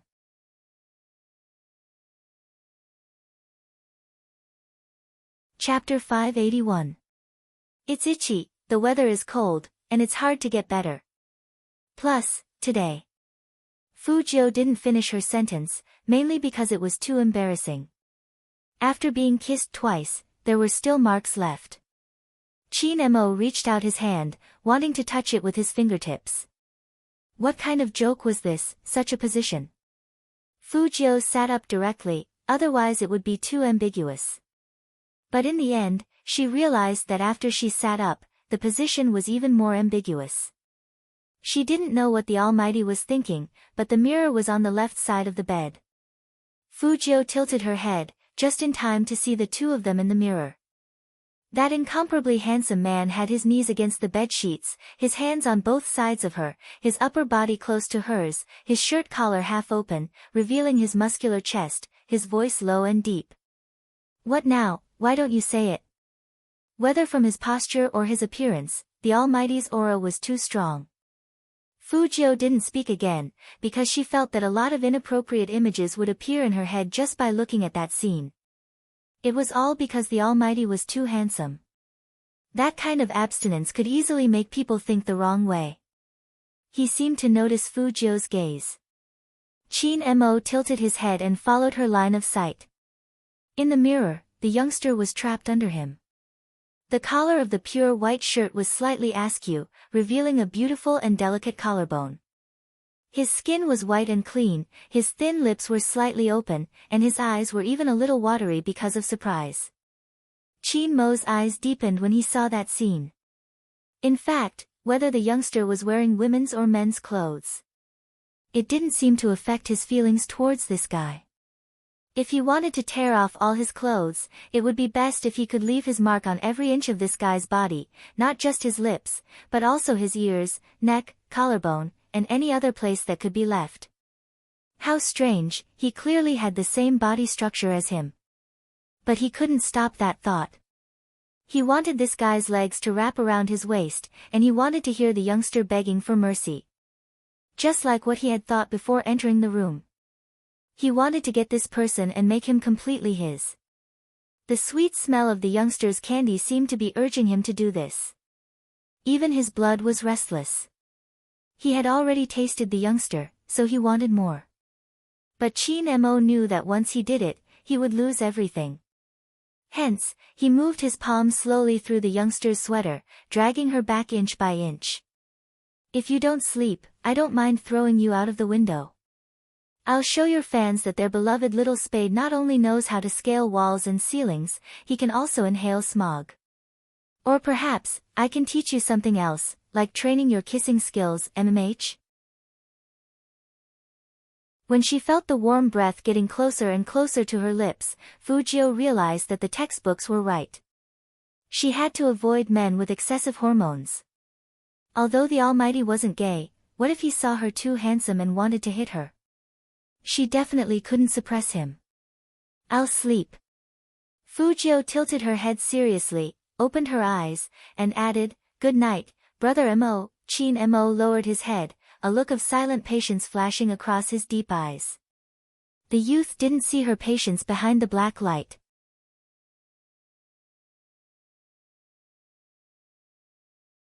Chapter 582. Fujio heard the vibrating sound beside her. When she looked over, Chin Mo had already walked out of the room with his phone in his hand. The call was from Director Huang. His voice was a little deep. This case is a little hard to determine. If you have time, come to the police station tomorrow. Got it. Chin Mo hung up and glanced at the youngster. He didn't walk back and chose to sleep on the sofa. The next day, 8:00. Z on the internet took action as expected. It was just that the result was somewhat unexpected.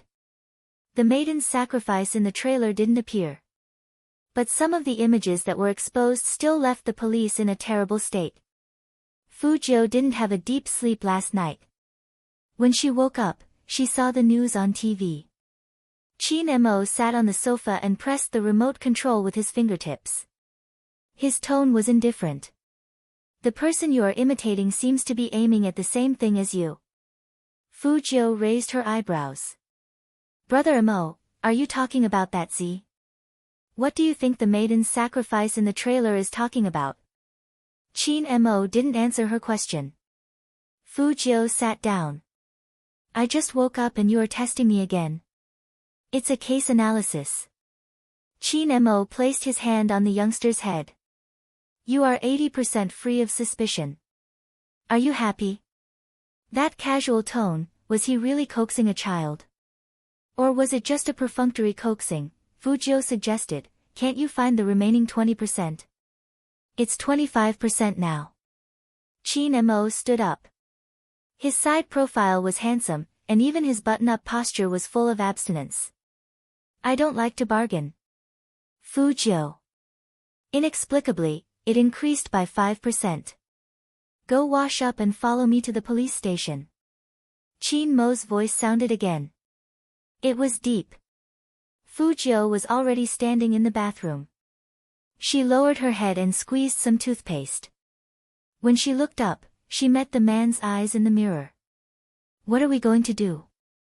Get rid of your 20% suspicion. Chin Mo was leaning against the door frame. When the youngster brushed his teeth, he saw that the youngster seemed to avoid his upper lip. He frowned and walked over. He took the youngster's toothbrush and pinched his chin with one hand. Open your mouth. There were still bubbles in Fujio's mouth, but she didn't think that it would affect her handsomeness. I've never asked anyone to brush my teeth for me, even when I was young. I couldn't reach the sink, so I moved a stool and stood on it to brush my teeth. Do I need to praise you for being smart and buy you candy? Chin Mo arched his eyebrows. Compared to the pressure, his movements were more gentle. Don't talk, go drink some water. Fujio was very obedient at this time. She basically followed the Almighty's instructions. As the water entered his throat, it made a gurgling sound.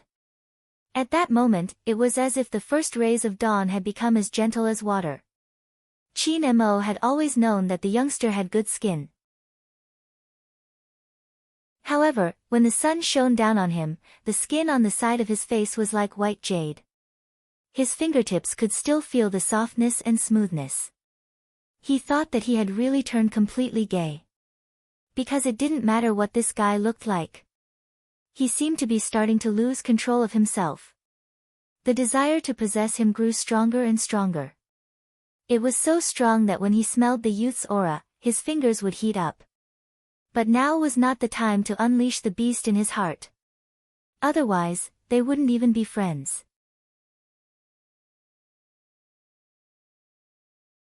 Chapter 583. At 9 a.m. At the entrance of the police station. There was an unprecedented number of media outlets waiting for news. I heard that someone has released news on the internet that they will be one step ahead of the police and find all the people involved in this case. Director Huang, is this true? There are also people who say it's a power exchange. High school students aren't incapable of distinguishing between right and wrong. Why did they agree to it? Is it because of the benefits? Where's the victim? Director Huang wasn't in a position to answer. Could the victim come out and say a few words? Fujio frowned as she listened to the questions. She buttoned up her cap, entering the police station from the side door with the Almighty. If Chin Mo's face were to appear in front of the media, it would definitely cause a commotion. Director Huang understood that, hence, he had arranged for someone to wait at a designated location. The moment Chin Mo entered, he rushed over. It's a troublesome matter, the victim. With that, Director Huang paused, turning towards Fujio. This is my brother. Chin Mo's voice was calm. Speak, the media is already in a frenzy, nothing can be kept a secret. Director Huang wanted to ask when he had a brother, but it wasn't the right time to ask. He glanced at Chin Mo, lowering his voice. The victim's family is here. It seemed like the problem was with the victim's family. The intelligent Chin Mo instantly understood Director Huang's intentions. The two of them followed Director Huang into the lounge. Li Mengran wasn't the only one sitting there, her mother was there as well. She seemed to be in a daze, unable to accept the sudden turn of events. Wu Zhen sat at the side, taking down the statement as though she was making a final confirmation. You're saying that Teacher Yang has always been nice to your daughter? When Fujio heard this question, her hands, which were hidden under her sleeves, started to move. Her eyes turned very dark. Little Wu. Director Huang walked over. Didn't I tell you not to take a statement for now? Wu Zhen hadn't slept the entire day and was exhausted. Just as her face was about to sink, she caught sight of Chin Mo, her voice turning hoarse. A bunch of media outlets are waiting for the outcome of this case. Director Huang, we have dragged this for too long, we have to give everyone an explanation. Besides, the public has the right to know. The public? Li Mengran's mother seemed to have woken up. You mean to tell everyone about this? Wu Zhen comforted him. This is normal procedure. To file a case for investigation, the victim must file a lawsuit. When did we say we were going to sue? Lee Mengran's mother stood up agitatedly. If this gets out, how is my daughter going to stay in school? The neighbors will start gossiping, wondering why I have such a daughter. Haven't you considered the consequences? Why do you have to make it public? No one noticed. While she was saying this sentence, Lee Mengran's eyes dimmed. Perhaps she should have listened to that person and left last night. In that case, people would always remember that she died to show her determination. Not like now, facing countless cameras and people's curiosity and speculation, as well as her mother's reaction, Auntie.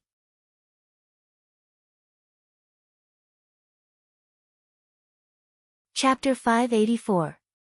The main point isn't what you're saying. The youngster's handsome face reflected the light from the window. The main point is how you're going to protect your daughter when she's being bullied.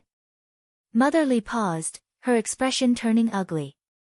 What do you mean by this? Does an outsider have the right to listen in? Where's the privacy of the commoners? Director Huang didn't know how to reply. Wu Zhen was professional, glancing at Qin Mo before turning to the youngster. Those unrelated to the case, please leave, don't disturb us. Qin Mo furrowed his brows.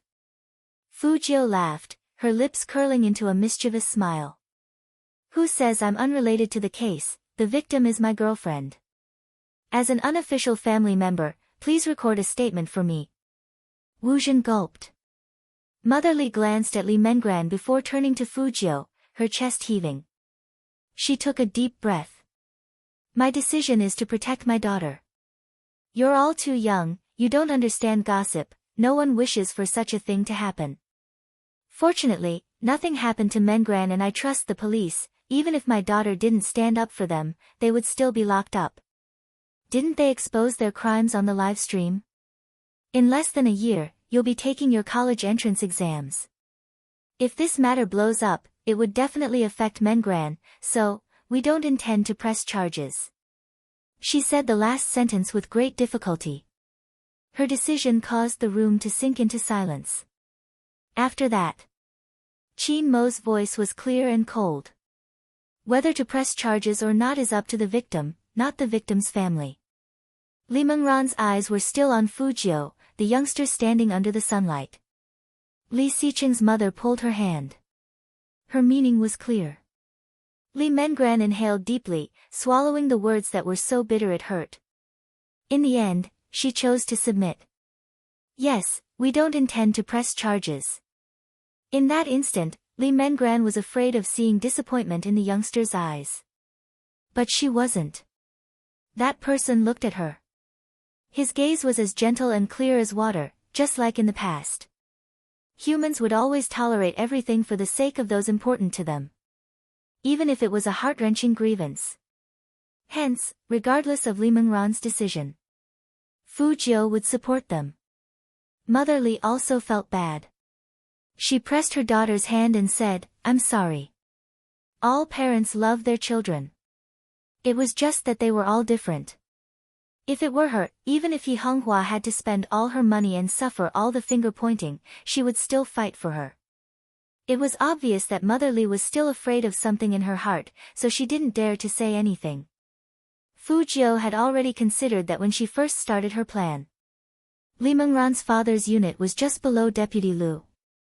There was nothing wrong with doing so. Perhaps as Mother Li said, they were still too young to understand what it meant to be a fearful person. Li Mengran had a long road ahead of her. If this matter was really exposed, she would have to bear this label for the rest of her life. Fu Jiu had to admit that this was the reality. That was why so many people chose not to say anything, not because they were weak, but because they wanted to live a good life.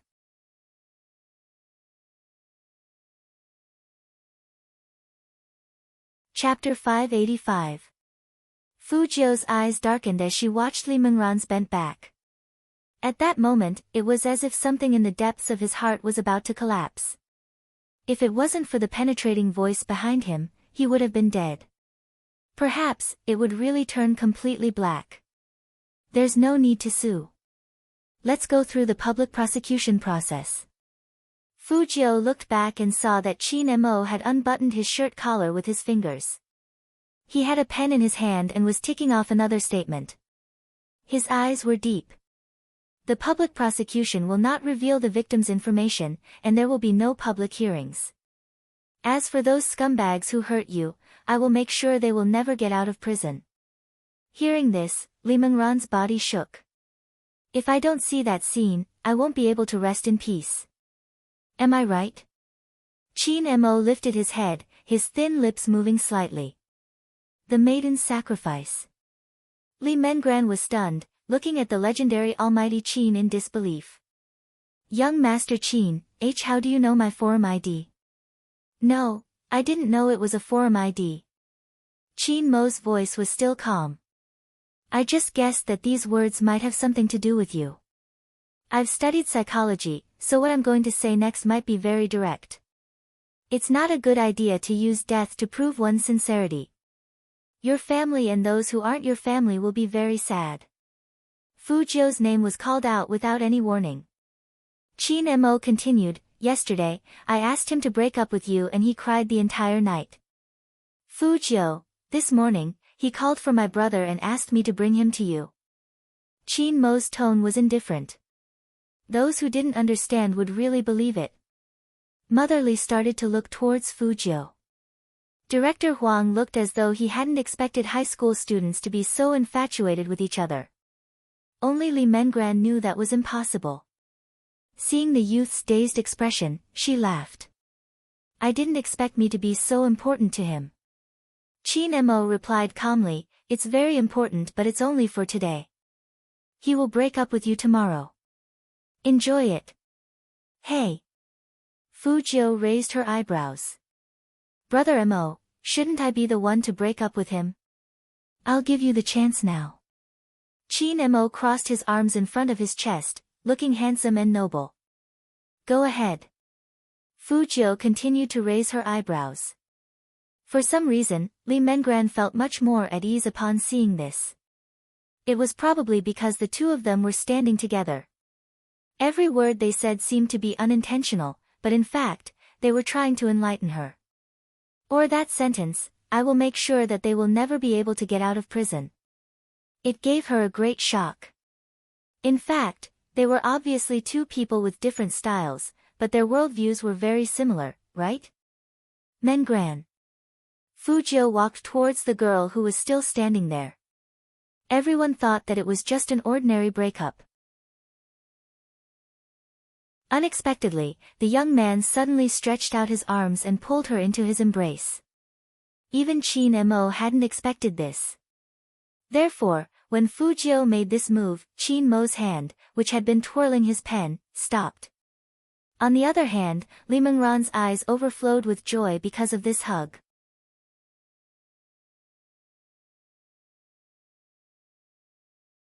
Chapter 586. Not far away, Chin Mo watched as the two of them hugged. He couldn't help but tighten his grip on the pen. He thought it would only take a while. But when the youngster turned over, whispering into Lee Mengran's ear. That scene prompted Chin Mo to take action. Lee Mengran nodded, but before she could say the word okay, she felt the youngster's arm being pulled away. It was Chin Mo. He was still holding onto the youngster's wrist, with no intention of letting go. His voice was deep and pleasant. Take care. It was obvious he wanted to send her off. Lee Mengran paused, breaking into a smile. This time, she really walked out. After she left, Chin Mo glanced over, his tone cold. Chin Mo tilted his head, his tone slightly cold. I asked you to break up, I didn't ask you to rekindle your old feelings. It's because we're breaking up, that's why I had to hug you. Fujio replied seriously. Otherwise, how would I be able to justify crying the entire night yesterday? Chin Mo arched a brow. So that hug was to shut me up and not because you couldn't bear to? Both. Fujio hadn't forgotten that she had just broken up with her boyfriend. Chin Mo repeated slowly, all of them. Seems like it isn't unimportant.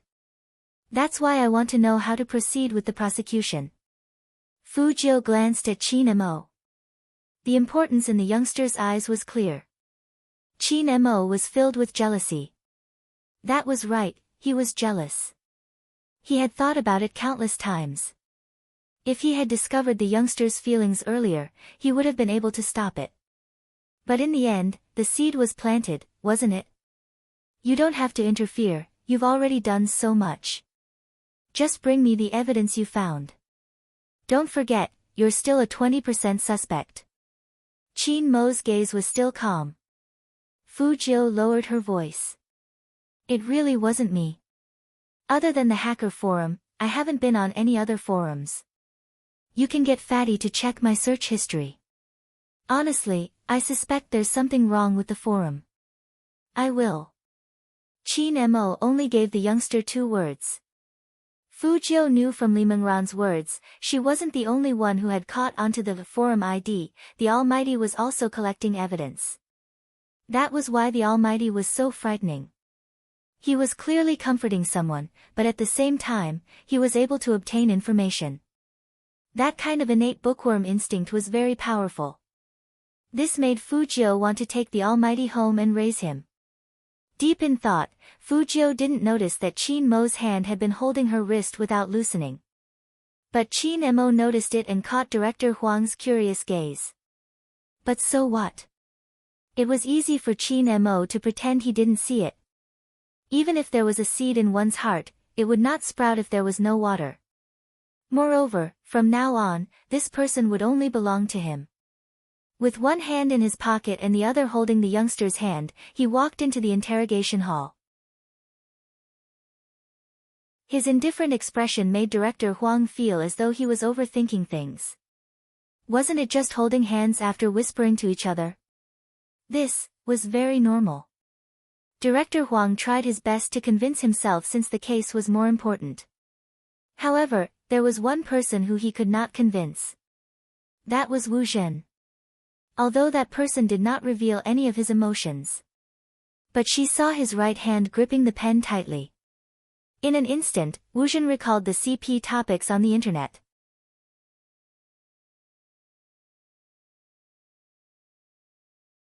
Chapter 587.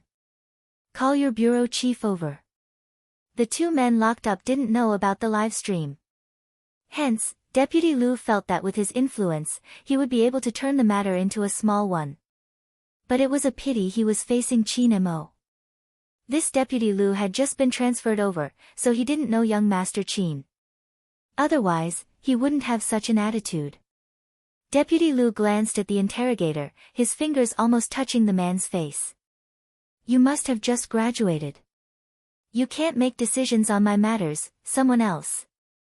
Fu Jiu stood at the side, thinking that Deputy Liu wouldn't survive the night. Of all people, he had provoked the Almighty. Qin Mo's expression didn't change. He lowered his head and wrote a few words, reminding him calmly, Deputy Liu, this is the police station. Deputy Liu chuckled. Of course I know this is the police station. Let me ask you, do you know who I am? Qin Mo swept him a glance and knocked on the table, gesturing for the person beside him to record. Seeing this, Deputy Liu narrowed his eyes and took a step back. I won't say anything before my lawyer arrives. Then you can rest assured that your private lawyer won't be able to come. Qin Mo placed his pen down, his side profile handsome. With that, Deputy Liu felt a sense of unease.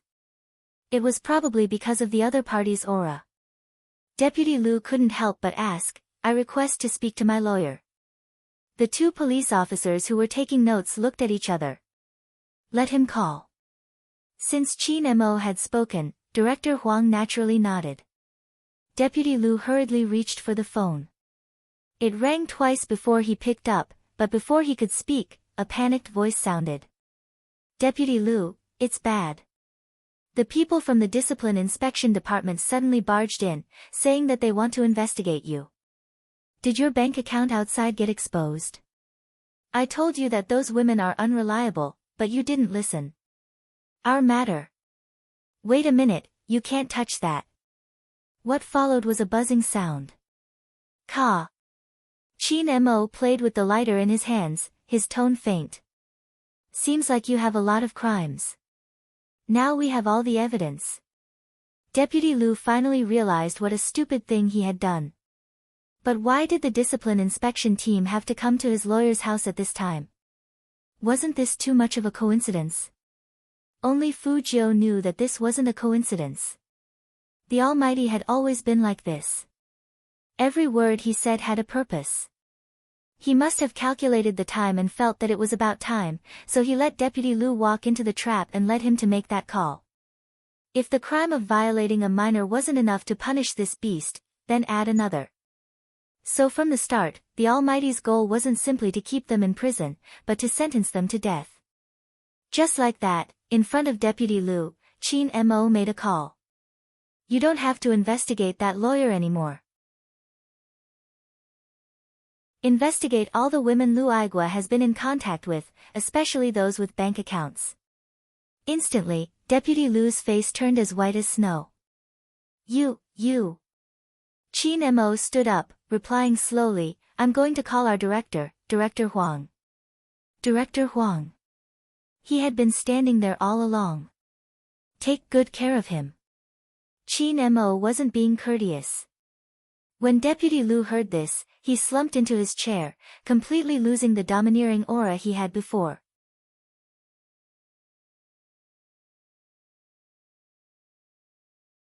Chapter 588. Deputy Liu had never seen someone who could communicate with the Commission for Discipline Inspection and command the entire police station. He was confident in his understanding of the police process. Moreover, he knew that with his status, no one would do anything to him. However, the other party had played such a trick on him. It was really unexpected. He was still waiting to use his connections. At the very least, if he had a good relationship, even if he lost his high position now, he could still go back to a small county and be a local tyrant. He had been afraid of being exposed, which was why he had placed all the money he had embezzled over the years on the periphery. Now that it was exposed, Deputy Liu clenched his fists, his eyes bloodshot. He glared at Chin Mo, wanting an answer. But Chin Mo didn't even turn back. He only said, the person who will send you to hell. Deputy Liu's body trembled. He had never imagined that he would end up like this. Because to him, sleeping with a high school student wasn't a big deal. Even if the other party didn't agree, they could discuss it later. Moreover, with his position, who would dare to cause trouble? But why was it different this time? The other Chief Shang had the same thoughts as him. Perhaps that was the reality. It was easy for those with power to get a girl. Chief Shang was an example. In reality, even if he didn't force anyone, there would still be many girls who wanted to be with him. There were many young models among them. But Chief Shang felt that he had a high moral character and wasn't willing to sleep with those girls. He liked pure girls. At the start, he had indeed spent money to buy them. After all, some high school students were more open-minded, as long as the money was sufficient, there wouldn't be a problem. But later on, the more he slept with them, the more he felt that the girls who rejected him were truly beautiful. Hence, he slept with them for a few days. In the past, there had never been any major incidents. Oh right, there was only one. At that time, he was having too much fun when he slept, and he played too much, so he accidentally made the other party miserable. She had an older brother who had been causing trouble. At that time, he had been climbing up and couldn't afford to have any problems with his style. Hence, he had gotten a group of people to smash her fruit stall. It was said that her brother's leg had been broken. But he didn't care, as long as no one died and it served as a warning, it was enough. But this time, why did the police dare to barge in? Chief Shang was much smarter than Deputy Liu. His attitude toward admitting his mistake was very good, and even his words were tactful. I did not follow the standard of leading by example, and I blame myself. I am willing to compensate the victims, but there is one thing that I wish for the police to be fair to me. I did not force anyone, I just made a mistake that any normal man would make. I did not resist the temptation and should not have engaged in this kind of business. That's right, the hardest thing to deal with was this excuse of his.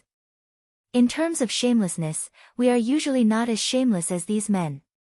When he lowered his eyes, he was still saying, I'm willing to accept this complaint, but I'm very clear that I've paid for it.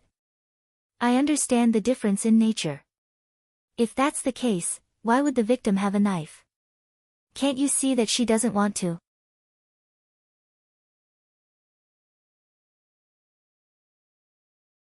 Chapter 589. He was changing the nature of the entire incident. Since the incident couldn't be denied, he wanted to change the nature of the incident. That way, the sentence would be light. Everyone who knew the law knew Chief Zhang's intentions. Perhaps, that was why Motherly hadn't filed a lawsuit. She was afraid of powerful people who knew the law. They knew when and where to find people from which department to do what kind of things. In the end, even a very big matter might disappear due to a lack of evidence. That wasn't the scariest thing. But when it came to court, the female would be the target of all sorts of speculations.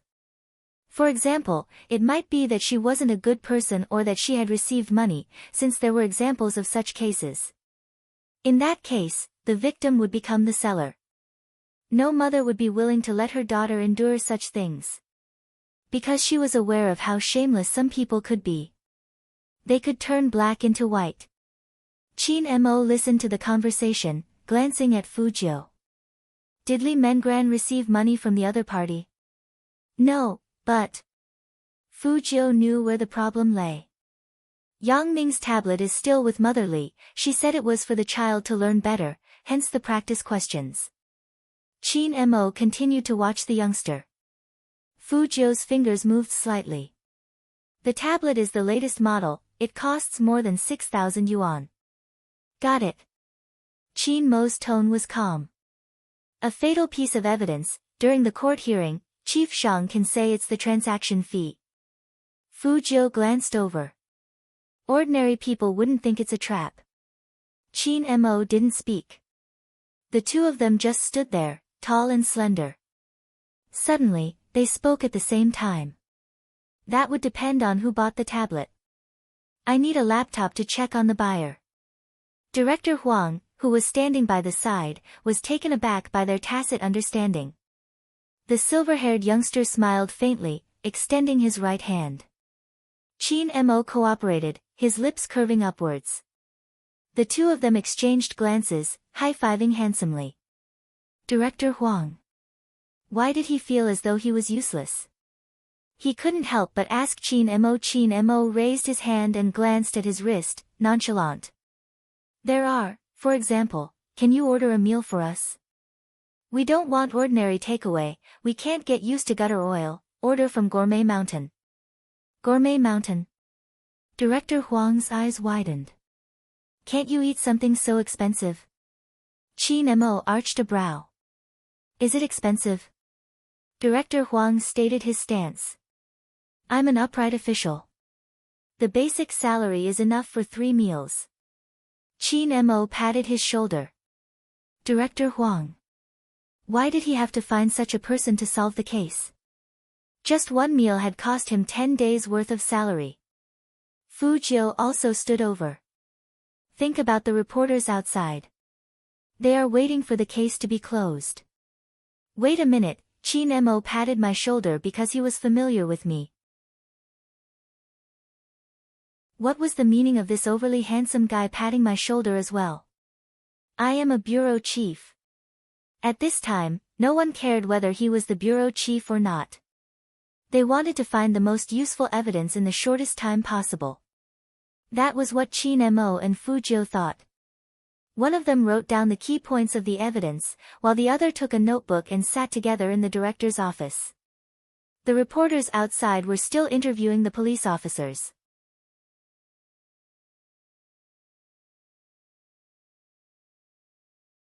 Chapter 590.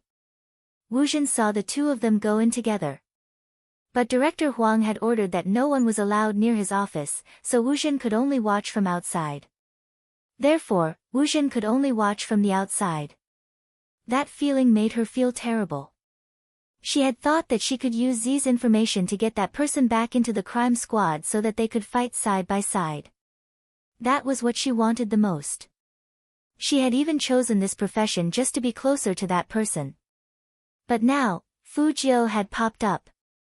The reason why he didn't let anyone near his office was because he didn't want anyone to know that the youngster's hacking skills had reached the pinnacle.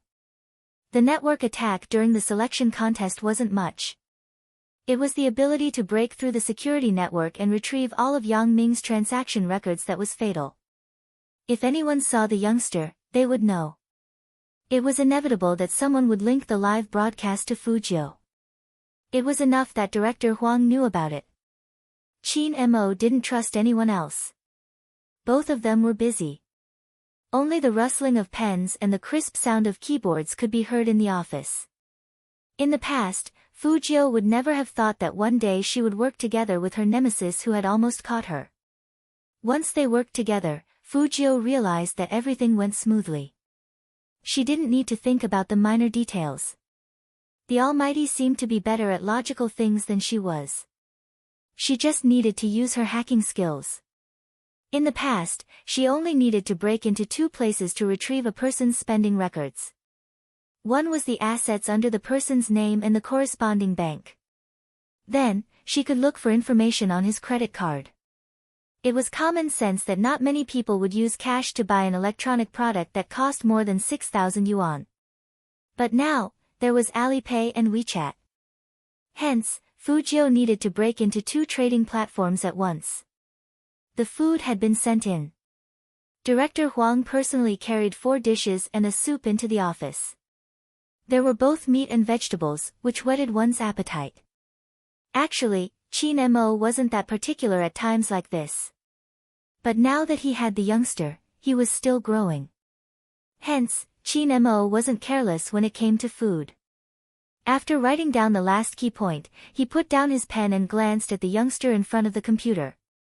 His slender and fair fingers were still typing quickly, and his eyes did not move away from the screen. The facilities in the director's office were not bad. Qin Mo first went to the bathroom to wash his hands, then glanced at the young man. Seeing that Fujio was still in the same state, he bent down and opened the lunchbox that belonged to the young man. Director Huang watched from the side, muttering in his heart. When did Qin Mo learn how to take care of others? Wasn't he a pampered young master? Director Huang was well aware of Qin Mo's misophobia. Let's eat first, Qin Mo said. I'm busy. Fujio didn't even raise her head. Her silver hair fell down, and her eyes were fixed on the displayed code.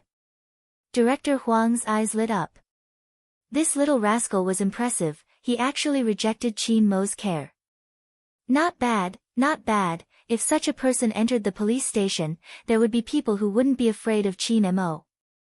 Awesome. But that wasn't what surprised him the most. After eating a few mouthfuls of food, Qin Mo shifted his chair over. His gaze swept over the screen, and then he looked at the youngster's tightly pursed lips.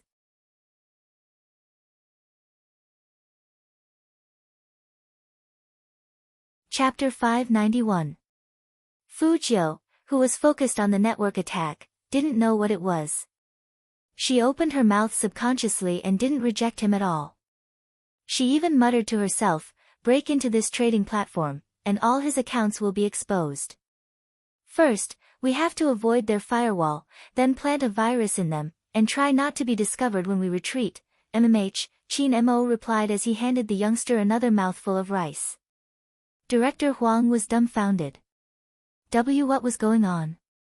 Fujio opened her mouth without hesitation and chewed 2 mouthfuls. She looked like a cat that was being fed. Even with her noble bloodline, she still looked adorable. Qin Mo's lips curled up a little. Just like that, he ate a mouthful and fed the youngster a mouthful. That handsome side profile didn't seem out of place. Director Huang really wanted to yell at this person. Hey, I'm still here. Can't you pay attention? Something wasn't right. Why did he feel like he had discovered a huge secret? Even if Qin Mo had introduced him as his younger brother, Qin Mo wouldn't be able to recognize him. Fine, he would just treat him as his little brother. He never knew that Qin Mo had a brother complex. Director Huang's mind was in a mess. He wanted to squat in a corner and smoke a cigarette to calm himself down. But that overly handsome silver-haired youngster lifted his eyes. Found it, that tablet is under Yang Ming's name and has nothing to do with that Zhang guy. He bought it last year, before he came to number 1 middle school. Before Fu Jiu could finish her sentence, she saw a piece of tender beef appear in front of her lips. The closest thing to her line of sight was Qin Mo's face, which was as abstinent as a god's. For a moment, she felt like she was being bewitched. After Fu Jiu opened her mouth, she realized that she had naturally eaten the food that the Almighty fed her. For the first time in her life, she experienced what it meant to be a feast for the eyes. She also discovered the Almighty's new skill, which allowed him to feed her when she was busy. The main thing was that the Almighty's face was so good that she could eat an extra bowl of rice. Qin Mo saw that the youngster didn't reject the feeding, and there was a hint of a smile in his eyes. It seemed like this method of turning him gay was very effective. Since it doesn't belong to Zhang Huaqiang, it can't be used as evidence. Moreover, they didn't buy it at the same time, so it's even more impossible for them to turn the tables. Fu Jiu nodded and didn't forget to chew on the rice. Qin Mo passed the chopsticks in his hand over, his voice deep and pleasant. Finish your meal, we're going to teach Chief Zhang a lesson. All right. Fu Jiu sat on the chair and smiled. The way she ate with her head tilted could not be more obedient. Director Huang only wanted to say one thing, Qin Mo, young Master Qin, your brother is done with his work and his hands are free. You really don't need to continue feeding him. Fu Jiu also noticed this problem, and she reached for her chopsticks. Brother Mo, I'll eat by myself. I eat faster. It's gone. Qin Mo put down the lunchbox, his voice calm. Fu Jiu took a look, and it was indeed empty. The Almighty probably felt that it was too troublesome to pass the last 2 chopsticks to her, so he simply gave them to her. The Almighty definitely wanted to end this quickly and didn't want to waste time on eating. As expected, his worldview was upright. One had to admit that someone had really misunderstood Almighty Qin this time.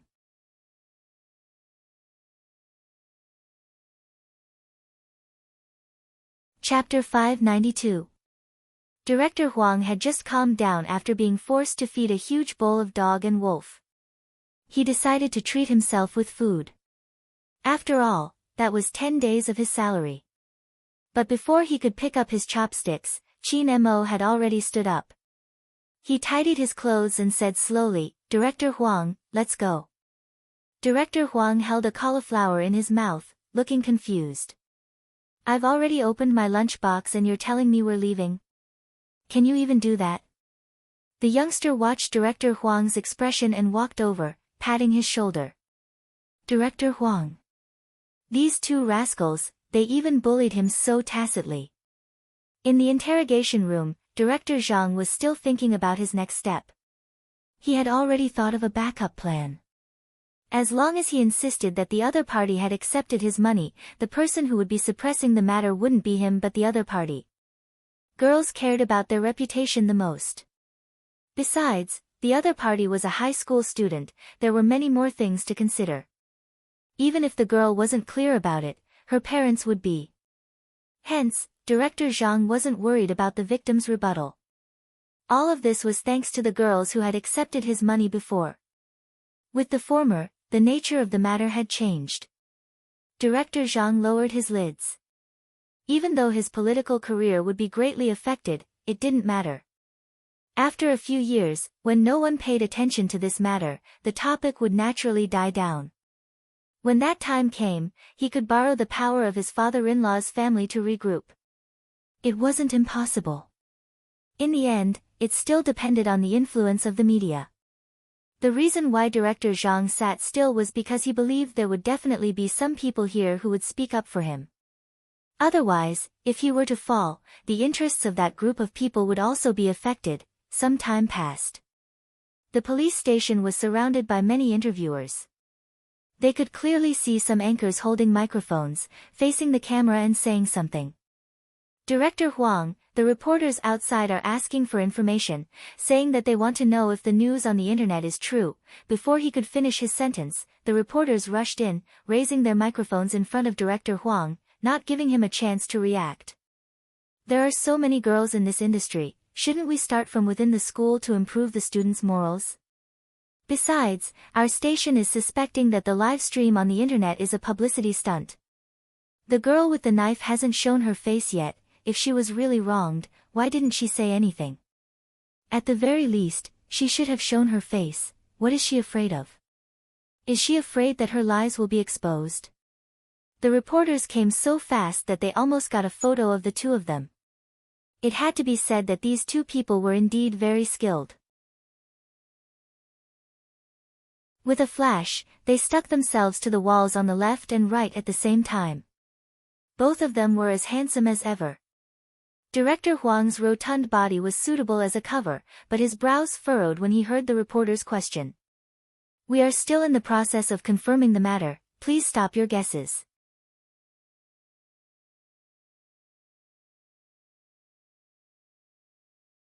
Chapter 593.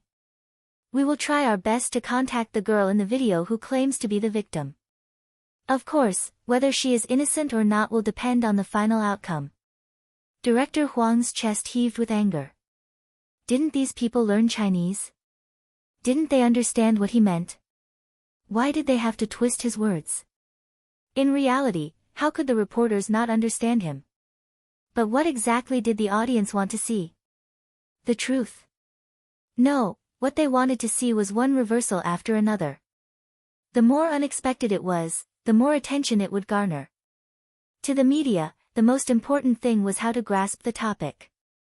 Besides, their station had sent out a vague message to create words that were beneficial to Director Zhang.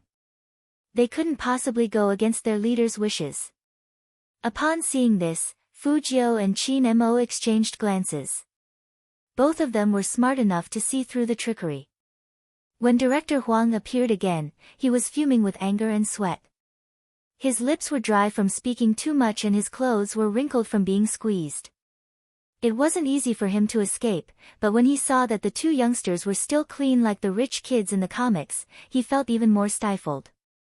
But no matter how stifled he was, he still had to get down to business. The public opinion isn't in favor of the victims. Director Huang was concise. Some of them were willing, and quite a few of them. In the end, it's all because of the name list provided by Z. Unlike Qin Mo, who already knew about this, Fu Jiao arched a brow. When Fu Jiao heard this, she arched a brow. What name list? Some girls who would cling on to rich men. There were also high school students who were with Zhang and many of them were willing. Now, the other party is using this point to reverse the situation and the media is using this as a new topic. If the incident hadn't been exposed, everything would have been much easier to solve. This C is really. Is she helping Zhang? She isn't helping Zhang, she just hates those girls more than this one. Qin Mo's voice was calm, without any special emotions. Fu Jiao listened by the side, her eyes dimming. No one knew what she was thinking. Director Huang rubbed his throbbing temples. This matter is getting more and more difficult. There's nothing difficult about it.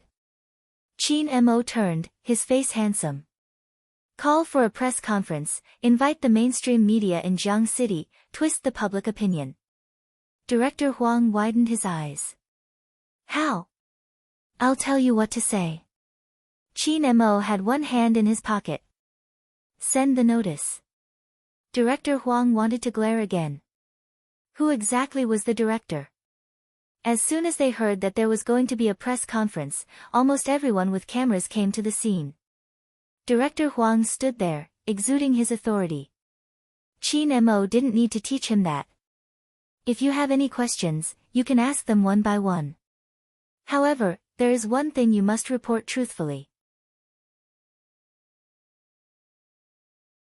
If any media outlet interferes with their own speculations, I have the right to suspect that they are covering up for someone or plagiarizing the topic. Regardless of the situation, I will issue an arrest warrant.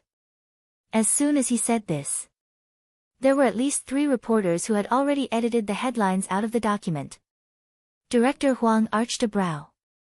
Let's enter the official Q&A session.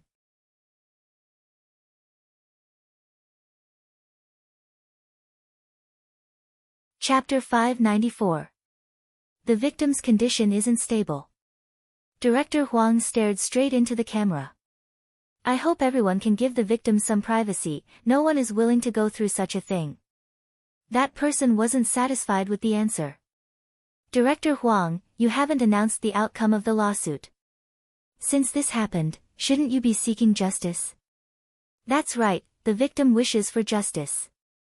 After Director Huang finished his sentence, he changed the topic. But after the police's investigation, it wasn't just about the victim, it has implicated a higher level, so this case will be officially turned into a public prosecution. Public prosecution? A reporter stood up. Which means the victim doesn't intend to press charges. As expected, there was more to it than meets the eye. Director Huang, can the police confirm that the victim didn't receive any financial support? If not, anyone would be able to imagine that even if she needed tuition, she wouldn't have gone to a place like Pure Color. How low was the girl's IQ? She must have known it wasn't a normal place. Why didn't she reject it from the start and even sat in the teacher's car? How could this be explained? It was obvious the reporter came prepared. Every question she asked pointed to one thing. From the beginning, the girl knew what kind of appointment she was going to attend, but she still went. If it wasn't voluntary, then what was it? To Li Mengran, this was a fatal flaw. If she couldn't answer this question, she would lose the entire game. In the future, no matter where Li Mengran went, people would say that she wasn't a good person and so was the official, one selling and the other buying. In reality, was that really the case? It wasn't. But a person's heart was like a snake trying to swallow an elephant. People often said that knives couldn't kill, those with immoral mouths were the real chopsticks. There were too many examples like this. More and more people were obsessed with their own guesses, even thinking that they were the rational ones. Those kind-hearted people were all white lotuses, using their evil hearts to figure out the situation. Then, they started to wantonly stir up public opinion. They questioned why the victim did not come forward, questioned the motive of the girl at that time, and even directly said that the girl's motive was not pure at that time, and that she wanted money. The reason why those close to Chief Zhang dared to let the reporters do this was because they knew that there were too many keyboard warriors on the internet who could uphold justice for them. So many questions had given them a chance to turn the tables. The keyboard warriors still thought so. After all, they were smart enough to look at things. Yes, they were indeed smart.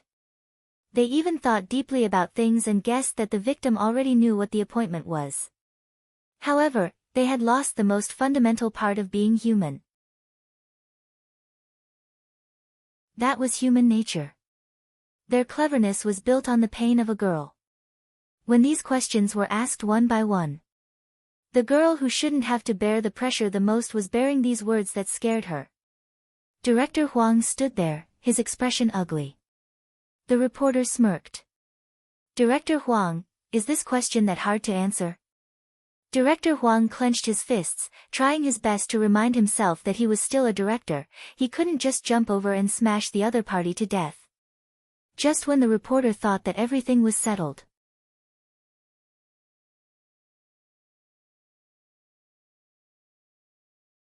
Chapter 595. Hearing that, everyone lifted their eyes and looked in the same direction. Fu Jiu was among them.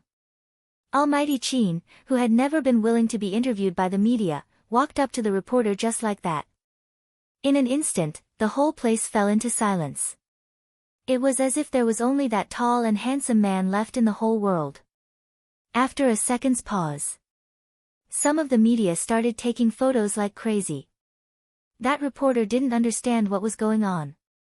After all, she never cared about esports. But this didn't affect the people around her.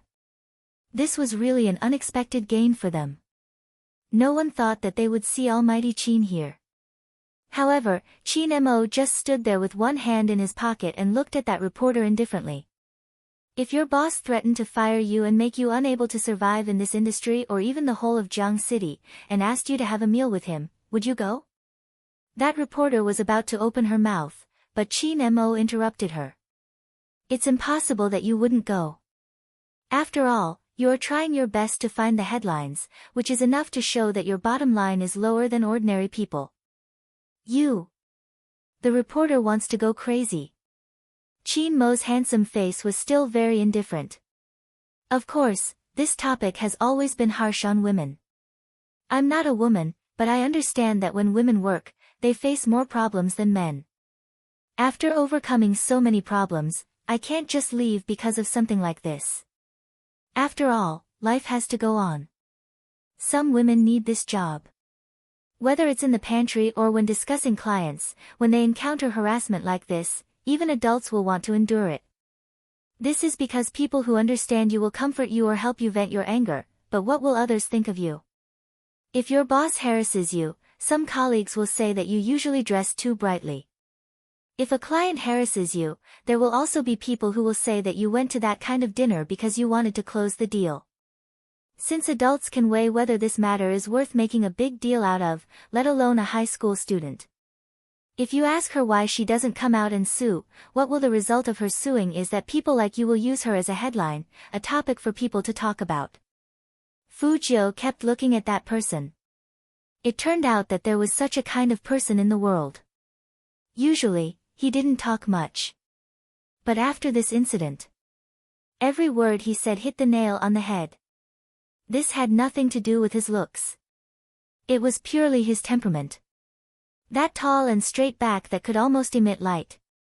She wanted to carry him home no matter how she looked at him. Fu Jiu looked down and whistled with a faint smile.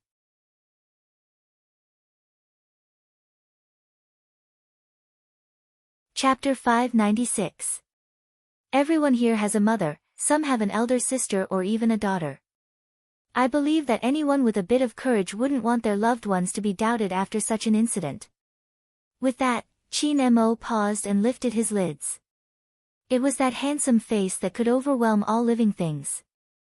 It's time to give justice to those who want to speak up but don't have the strength to. In that instant, the entire atmosphere of the scene changed. No one asked any more questions. Because there was no need for any. After being in the industry for so many years, some of them might have lost too much of their conscience for the sake of gossip. But at the end of the day, they were still human. If they didn't give justice to the girl today, in the future, if their daughters encountered the same thing, would they be treated the same way? More than half of the people put down their microphones and cameras. Only a few people who had connections with Chief Shang didn't dare to speak anymore.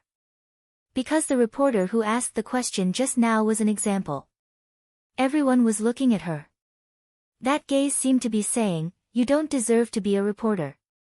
That reporter's face turned pale. She didn't expect to be slapped in the face like this. At this moment, everyone was extremely clear. Qin Mo's words had the effect of turning the tide. Fu Jiu also retracted her previous thoughts. Persuasiveness and appearance were definitely linked. For example, the Almighty. Even if he just stood there and didn't say a word, she would still want to bring him home. In a trance. She remembered after that person left.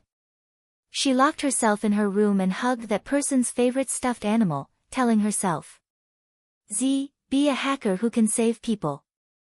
Yes, save people. In fact, she wasn't that kind. But that was the trust that had supported her to this day.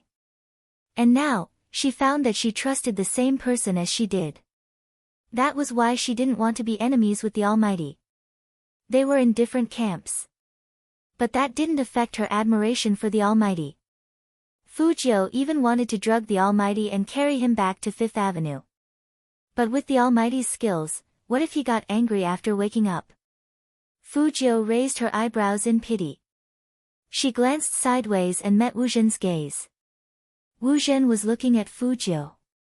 Her eyes dimmed. Although she quickly smiled at her, it didn't seem sincere. Then, she slowly walked towards Fujio. Fujio stuffed one hand into her trouser pocket, her eyes unchanging. Wu Zhen glanced in Qin Mo's direction before whispering to Fujio, "Brother Mo is handsome, right?" "Yes, very handsome." Fujio held the lollipop in her mouth without any change in her expression. Wu Zhen suddenly felt that the other party was harder to deal with than she had imagined. But it did not matter. She liked to get straight to the point. "I heard your fans like to talk about you and Brother Mo together." Fujio glanced at her and didn't say anything.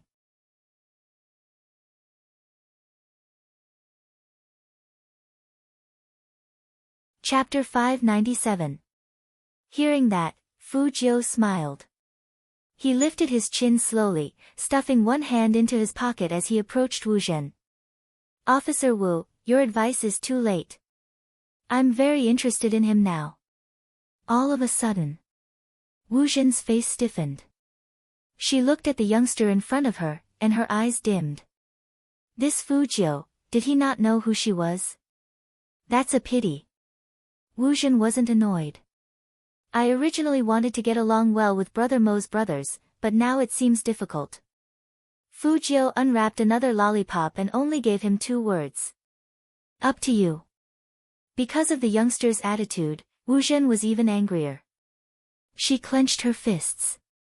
After all, no one had ever talked to her like that, and it was obvious that Fujio didn't know what was good for her. But she didn't continue, and instead, a faint smile appeared on her lips. It wasn't because of anything else, but because Qin Mo had finished speaking and was walking towards them. Wu Zhen had never interfered with his life in front of Qin Mo, and she had always been natural and unrestrained. For example, in high school, when she saw some victims getting close to Qin Mo because of a case, no matter how jealous she was, she wouldn't do anything in front of Qin Mo. Because Wu Zhen knew that once that person realized her thoughts, he would definitely be disgusted with her. Wu Zhen knew when to step back. After seeing Qin Mo, she immediately said, "Brother Mo, that Chief Zhang's lawyer is here. He's right behind us, do you want to meet him?" "No need."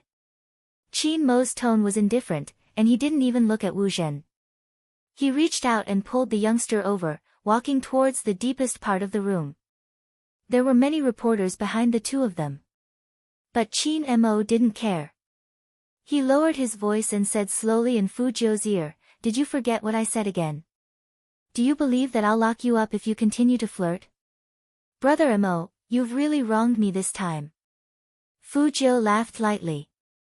"I've never been interested in the police, especially someone like Miss Wu." Hearing that, Qin Mo raised his eyebrows, but he didn't let go of the youngster. Instead, he brought Fujio into the interrogation room. Wu Zhen, who had been ignored, felt a sense of jealousy that she had never felt before.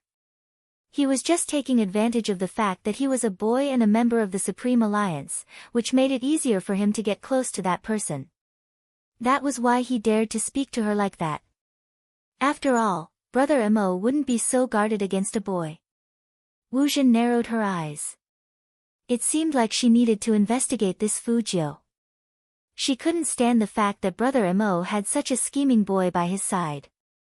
Meanwhile, Chief Zhang, who was sitting in the interrogation room, had already received news of his lawyer's arrival. This was undoubtedly good news. The appearance of the lawyer meant that the situation had been reversed. Chief Zhang still trusted his business partners. It was easy to make use of the public speculations to create public opinion. Even if Chief Zhang didn't step out, he could imagine that everyone's attention had already shifted from him to the girl. There would definitely be questions. In this way, the pressure on his side would be reduced.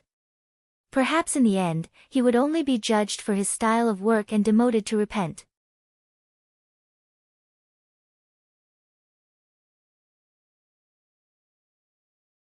Chapter 598. That girl was even more confused.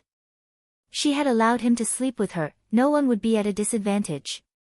But this was the way to resolve it. She was really looking for trouble. He had said that no one could control him, but she hadn't believed him. Now, that girl had to pay the price for her insolence. Chief Shang straightened his clothes. He had expected to see his lawyer when he opened the door again, but he hadn't expected to see him. Unexpectedly, it was the young Master Qin they had wanted to talk to when they first arrived in Jiang City. In the next second, Chief Shang stood up. But before he could greet him, the policeman who followed him unlocked his wrists.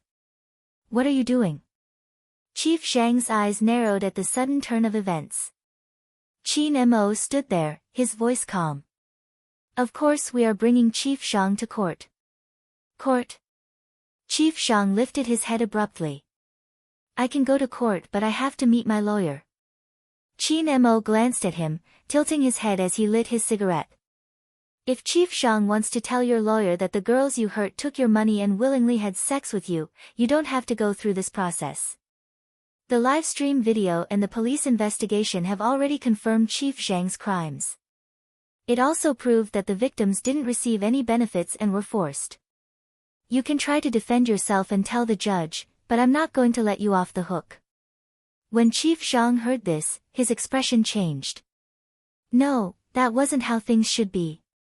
The public opinion should have been directed. The police shouldn't have decided on his crimes so quickly. "I want to make a call." Chief Shang shouted at the people beside him. The few policemen glanced at Qin Mo. Qin Mo arched a brow. "Chief Shang, you want to call Chief Li? The disciplinary officer should be there by now. In half an hour, he will accompany you to the trial and explain how he helped you create public opinion to cover up your crimes." Chief Shang had been full of confidence previously. But now, he was paralyzed.